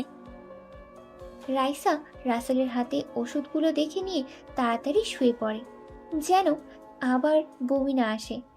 এইদিকে রাসেল রান্না করে নিয়ে আসে। রুমে এসে দেখে রাইসা ঘুমিয়ে আছে, তাই আর ডাকে না। দুপুরের দিকে রাইসার ঘুম ভেঙে যায় আর দেখতে পায় রাসেল রুমে নেই। তাই রাইসা উঠে রুমে গিয়ে ফ্রেশ হয়ে আসে। রাসেল কিছুক্ষণ পরে রুমে আসে। এই, তুমি এইভাবে একা ওয়াশরুমে গেছো, যদি মাথা ঘুরে পড়ে যেতে। মাথায় কমন সেন্স বলতে যে একটা জিনিস থাকে সেটাও নেই নাকি? তুমি তো রুমে ছিলে না, তাই গিয়েছিলাম ফ্রেশ হতে। তাই তুমি এভাবে বকা দেবে? থাক, আর কান্না করে মুখের মেকআপ খারাপ করে ফেলতে হবে না। কি বললে? আমি মেকআপ করি? বলেই রাসেলকে কিল ঘুষি দিতেই শুরু করে। এদিকে রাসেল ভাবতেছে, দেখছেন উঠে চলাফেরা করতে কত কষ্ট হয়, আর সে এখন ঠিকই আমার সাথে মারামারি করতেছে। মেকআপ করার কথা বলেছি দেখে এই পড়ে যাবে কিন্তু। রাইসা হয়রান হয়ে বসে পড়ে। রাসেল খাবার এনে রাইসাকে খাইয়ে দিয়ে ওষুধ খাইয়ে দেয়। এইভাবে চলে যায় কিছুদিন। এখন রাইসা একটু একটু করে রাইসাকে ভালোবাসতে শুরু করছে। বলতে ভালোবাসে, কিন্তু রাসেলকে বলে না। রাইসা, তোমার তো কাপড় যা ছিল পুরনো হয়ে গেছে, চলো কিছু কাপড় শপিং করে দিই। না, যেগুলো আছে সেগুলো দিয়েই হবে। আর এমনিতেই তোমার অনেক কষ্ট হয় আমার ভরণ পোষণ করতে, তাই বাড়তি টাকা নষ্ট করার কোনো মানেই হয় না। বাব্বা, বউ আমার কত লক্ষ্মী হয়ে গেছে, কিনে দিতে চাইছি তাও নিবে না। আচ্ছা, সেটা তোমার ইচ্ছা। আমার আজকে একটু কলেজে যেতে হবে। তুমি কি বাড়িতে যাবে নাকি কাজে যাবে? বাড়িতে তো যাবই, তার আগে আমার একটু অফিসে যেতে হবে। অফিসে যেতে হবে মানে? তুমি না দিনমজুরের কাজ করো, তাহলে অফিসে কেন বললে? এই রে, কাম তো সেরেই ফেলছিলাম প্রায়। না মানে আমাদের বস্তিতে সবাই না যেই কাজ করুক না কেন তাকে বলবে অফিসে কাজ করি। ও আচ্ছা, বুঝতে পারলাম। এখন তাহলে আমি আসি। তুমি সাবধানে যেও কিন্তু। রাইসা বলেই চলে যায়। এদিকে রাইসার কথা শুনে রাসেলের মনে অনেকটাই আনন্দের বাতাস বয়ে যায়। রাসেলও অফিসের উদ্দেশ্যে চলে যায়। এদিকে রাইসা কলেজে গিয়ে বসে আছে একটা গাছের নিচে। তখনই রাসেলের বান্ধবী শিখা আসে সেখানে। শিখা কি যেন একটা কাজে এসেছে কলেজে। শিখা রাইসাকে দেখেও কাছে গিয়ে কথা বলে। এক পর্যায়ে খুব ভালোই জমিয়ে বন্ধুত্ব করে নেয়। কিছু সময় কথা বলে রাইসার থেকে বিদায় নিয়ে শিখা চলে যায়। শিখা তো আর জানে না এই মেয়ের সাথে সেদিন কথা বলেছে। এদিকে রাইসা কলেজ করে বাসায় চলে আসে। রাসেলের আজকে অফিসে অনেকটাই কাজ থাকায় তাড়াতাড়ি বাসায় ফিরতে পারেনি, একটু দেরি করেই গেছে।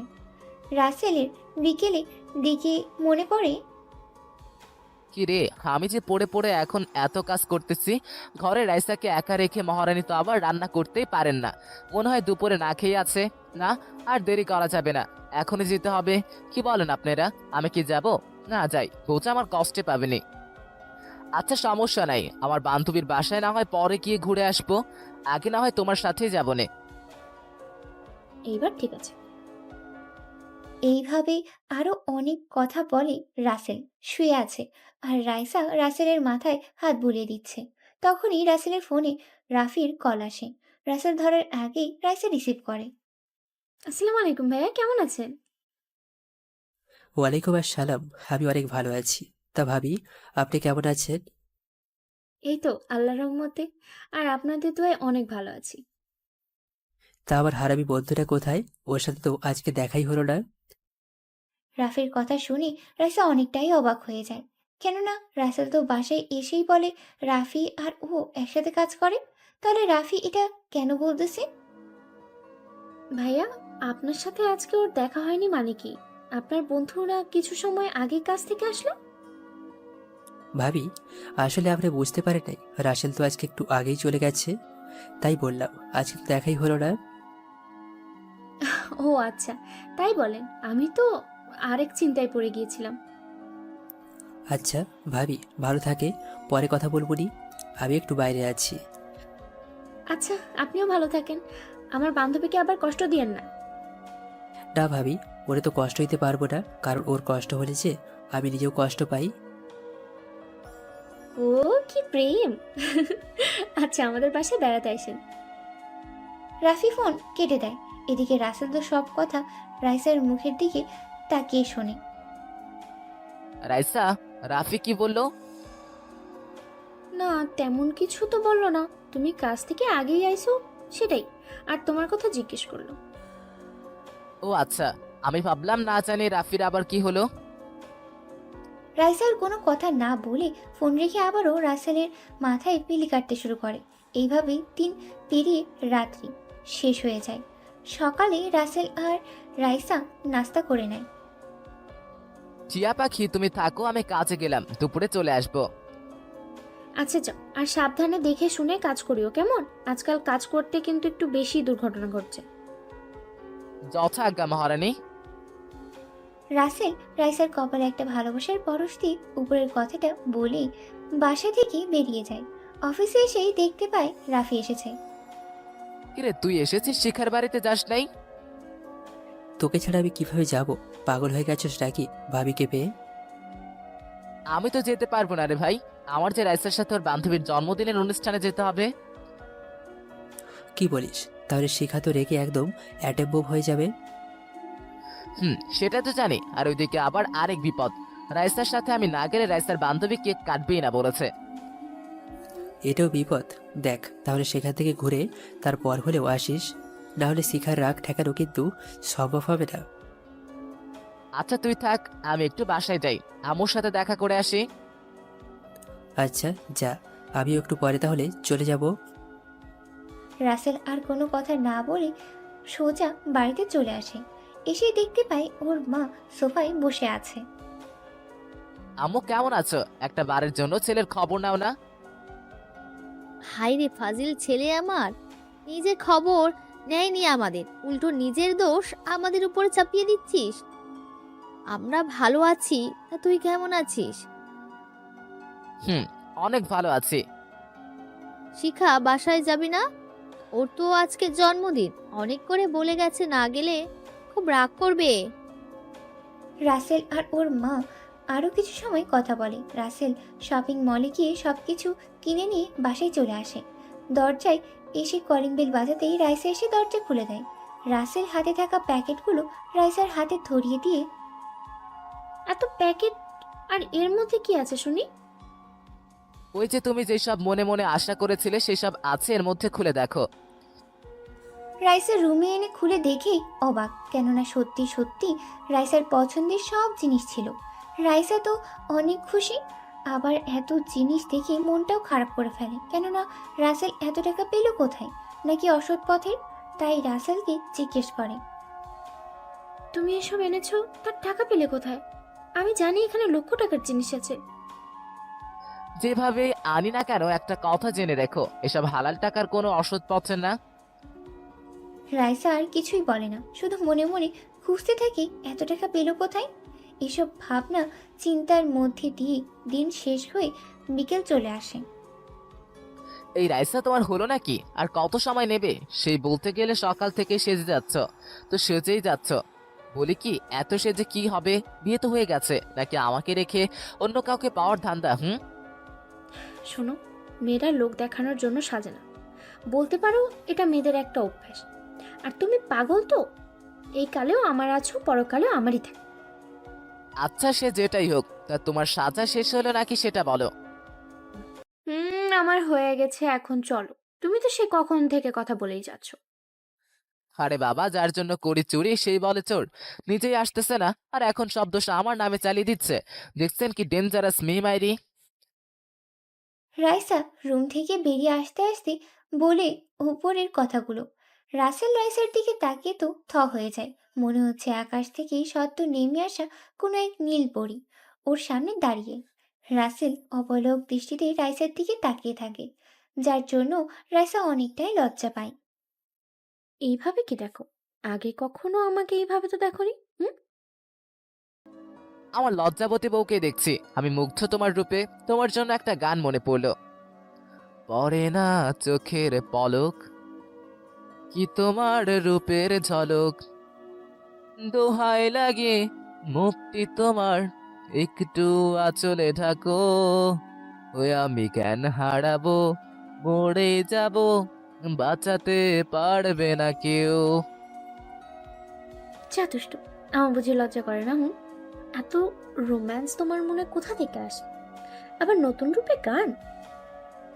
এমন চাঁদের মতো মিষ্টি একটা বউ যার ঘরে আছে, তার রোমান্টিক হওয়ার কোনো দরকার নেই, রোমান্স এমনি এমনি চলে আসে। তো দেখাবো একটু।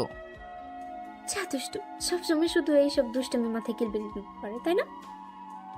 রাইসা উপরের কথাগুলো অনেকটাই লজ্জা মাখা মুখ নিয়ে বলে, যেটা শুনে রাসেল বলে ওঠে, ওরে আমার লজ্জাবতী বউ রে, হয়েছে, আর লজ্জা পেতে হবে না, এখন চলো যাওয়া যাক। রাইসা ও রাসেল সোজা শিখাদের বাসার দিকে আসতে থাকে। যতই বাড়ির নিকটে আসতেছে ততই যেন রাসেলের বাড়িটা খেতে পরিচিত মনে হচ্ছে। বাড়ির কাছে এসে রাসেল বুঝে যায় রাইসার বান্ধবী তাহলে ওর বান্ধবী শিখায়, অন্য কেউ না। কিন্তু আবার চিন্তায় সে ভর করে, কারণ এখানে তো ওর পরিচিত সবাই আসবে। এই চল, এখানে দাঁড়িয়ে থাকলে হবে নাকি? যাচ্ছি তো। আচ্ছা তুমি একটু ভিতরে যাও, আমি একটু ওয়াশরুম থেকে আসি। আচ্ছা ঠিক আছে, তুমি বেশি দেরি করিও না কিন্তু আবার। রাসেল আর কিছু না বলে ওয়াশরুমের দিকে চলে যায়, আর এদিকে রাইসা ভিতরে চলে যায়। রাইসা শিখার সাথে দেখা করে। হ্যাপি বার্থডে শিখা, দোয়া করি আগামী পথ চলা সুখের হোক, সুন্দর একটা দুলাভাই হোক। ধন্যবাদ, কিন্তু আমার দুলাভাই কোথায় রে? রাইসা যেই না কিছু বলতে যাবে, কিছু অমনি শিখার পাশ থেকে শিখার আরেকটা বান্ধবী বলে ওঠে, শিখা, এটা তোর কেমন বান্ধবী যে তোর জন্মদিনের দাওয়াতে খালি হাতে এসেছে? এরকম ছোট লোক তো কোথাও দেখিনি। আসলে এদের মতো মানুষ আসেই শুধু বড়লোকের বাড়ি ভালো মন্দ খাওয়ার জন্য। হিয়ার কথা শুনে রাইসার চোখে পানি চলে আসে। রাইসা কিছুতেই চোখের জল ধরে রাখতে পারে না। এদিকে হিয়ার বলা সব কথা রাফি ও রাসেলের বাবা মা শুনতে পায়। এই মেয়ে এইসব কি বলছো? মেয়েটাকে পৃথিবীতে টাকা পয়সা থাকলেই সব হয় না, বুঝলে? বাঁচতে হলে মানুষকেও সম্মান করতে শিখতে হয়। আন্টি, এদেরকে সম্মান দিলে এই ভুলগুলো আবার করে বসবে। তাদের বড়লোক বাড়িতে খাওয়ার লোভটা কোনোদিন যাবে না। হিয়া, তুই এসব কি বলছিস? ও আমার বান্ধবী, ওর কাছে আমার উপহার পেতে হবে, এটা কেমন কথা? ও নিজেও আমার কাছে একটা বড় উপহার। তুই বললেই হলো নাকি? আমি তোর বান্ধবী হয়ে 1,00,000 টাকা দিয়ে তোকে নেকলেস দিলাম, আর এই ভিখারি কিছুই দিল না। আমার তো মনে হচ্ছে ও যা পড়েছে সবকিছু দোকান থেকে ভাড়া করে এনেছে। ভাগ্যক্রমে হিয়ার বলা সব কথা দরজায় দাঁড়িয়ে রাসেল শুনতে পায়। রাসেলের তো রাগে মাথা ফেটে যাবার মতো অবস্থা। প্রচণ্ড রাগ নিয়ে জোর গলায় বলে ওঠে, রাইসা ভিকার হয়ে যা দিতে পারবে তুই কি সেটাই দিতে পারবি? এইবার সবার দৃষ্টি রাসেলের উপরে। রাইসা দৌড়ে গিয়ে রাসেলকে জড়িয়ে ধরে কান্না করে দেয়। হিয়া, তুই জানিস তুই কাকে অপমান করেছিস? ও কি হয় আমার? কেন জানবো না? ও তো একটা রাস্তায় থাকা ভিখারি। এইবার আর রাসেল চুপ করে থাকতে পারে না। ঠাস ঠাস করে 2টা থাপ্পড় লাগিয়ে দেয়। তোর সাহস কি করে হয় ওকে ভিখারি বলার? তুই জানিস ওকে ওর স্বামীর যা দিনে কামাই তা দিয়ে তুই 1 মাস চলতে পারবি অনায়াসে। শিখা, তুই জানিস রাইসাকে? দেখ, আমি এসব হবে তা একদম ভাবতে পারিনি। হিয়া যে কেন এসব বলেছে আর জানবো কেন না? রাইসা আমার বান্ধবী। না, রাইসা আমার ইসলামের নিয়ম কানুন মেনে কালেমা পড়া বিয়ে করা বউ। রাসেলের মুখে রাইসাকে বউ বলতে দেখে উপস্থিত সবাই তো অবাক, আর রাসেলের বাবা মা তো আরো অবাক, আর হিয়া তো ভয়ে কাঁপতেছে। রাসেল, এই মেয়েটা কি সত্যি আমার বৌমা? অনেকটা অবাক হয়ে। আম্মু ওকে আমি বিয়ে করেছি, সেটা একটা লম্বা ঘটনা, তোমাদের বলার সাহস হয়ে ওঠেনি। ঘটনা বাদ দে, আগে বলবি না আমার পরীর মতন বৌমাটাকে এতগুলো কথার সম্মুখীন করলি? আগে জানতাম না এখানে রাইসা এতটা অপমানিত হবে, তাহলে কি আর আমি ওয়াশরুমে যেতাম? শিখা, দেখা আমাকে হিয়া তোকে কি উপহার দিয়েছে। দোস্ত, বাদ দে না এসব। যা হবার তা তো হয়েই গেছে, সেটা নিয়ে আর ঝামেলা না করাই ভালো। কি বাদ দেবো? আমার বউকে অপমান করেছে সেটা আমি বাদ দিব? ওর সাহস কত বড় আমার বউকে রাস্তার ভিখারি বলে? ও কি মনে করে গরিবরা কি মানুষ না? গরিবরা ভালো কিছু দিতে পারবে না বলে কি কোনো বড় লোকের দাওয়াতে আসতে পারবে না? এই ওদের মতো নিচু মনের কিছু মানুষের জন্যই আমাদের সমাজে গরিবরা এতটা অবহেলিত। রাসেলের কথা শুনে সবাই চুপ করে থাকে। কি বলবে সবাই? রাসেল তো যা বলেছে সবটাই সত্য বলেছে। আসলে তো আমরা তাদেরই দাম দিই যাদের অর্থ আছে, আর যাদের কিছু নেই তাদের আমরা মানুষের কাতারেই ধরি না। রাসেল, দয়া করে হিয়াকে মাফ করে দে। ও আসলে মরা গাছ মনে করে কাটাতে গিয়ে তাজা গাছে কুড়াল মেরেছে, যেটা বুঝতে পারেনি। কি মাফ করবো বল? আজ রাইসার স্বামী প্রতিষ্ঠিত বলে হিয়ার মতো অর্থ অহংকারী মেয়ের কথার জবাব দিতে পারলো, কিন্তু রাইসা না হয়ে অন্য কেউ হলে কি হতো ভেবে দেখেছিস? ভাইয়া, আমার ভুল হয়ে গেছে। আমি আসলে বুঝতে পারিনি। আসলে টাকার অহংকারে গরিব মানুষকে মানুষ বলেই মনে করি না, কিন্তু আপনার কথাগুলো আমার মনে পড়ে থাকা কালো পর্দাটা সরিয়ে দিয়েছে। প্লিজ আমাকে ক্ষমা করে দিন। যেহেতু তুই বুঝতে পেরেছিস তাই ক্ষমা করে দিলাম, কিন্তু আমার বউয়ের থেকে ক্ষমা চেয়ে নে। না, সেটার আর দরকার নেই। উনি তার ভুল বুঝতে পেরেছে, এটাই অনেক। শুধু এটাই বলবো, গরিবদের সম্মান করতে শেখো। কি হবে এত টাকা পয়সার বড়াই করে? মরণকালে তো আর আজরাইলকে ঘুষ দিতে পারবে না। ওই অন্ধকার কবরে খালি হাতেই যেতে হবে। ধনী মানুষ যেই টাকার দামে সাদা কাপড় পরবে, সেই কাপড়ই গরিব মানুষেরাও পাবে। রাইসার এমন কথা শুনে সবাই যেন বাকরুদ্ধ হয়ে যায়। এত সুন্দর করে কখনো বুঝিয়ে দেয়নি কেউ। রাইসার কথা শুনে সবাই বুঝতে পেরেছে টাকা থাকলেই বড় হওয়া যায় না, বড় হতে হলে সুন্দর মাপের একটা মন থাকাও জরুরি। রাইসা শিখার জন্য উপহারগুলো দিয়ে বলে, দোস্ত তোর দুলাভাই নিজে পছন্দ করে নিয়েছে আমার জন্য আর তোর জন্য সেম জিনিস। ওর পছন্দ আমি আগে থেকেই জানি। ও কখনো খারাপ জিনিস পছন্দ করে না। এই হীরার আংটির মতো তোকে বেছে বেছে টপটাই খুঁজে নিয়েছে।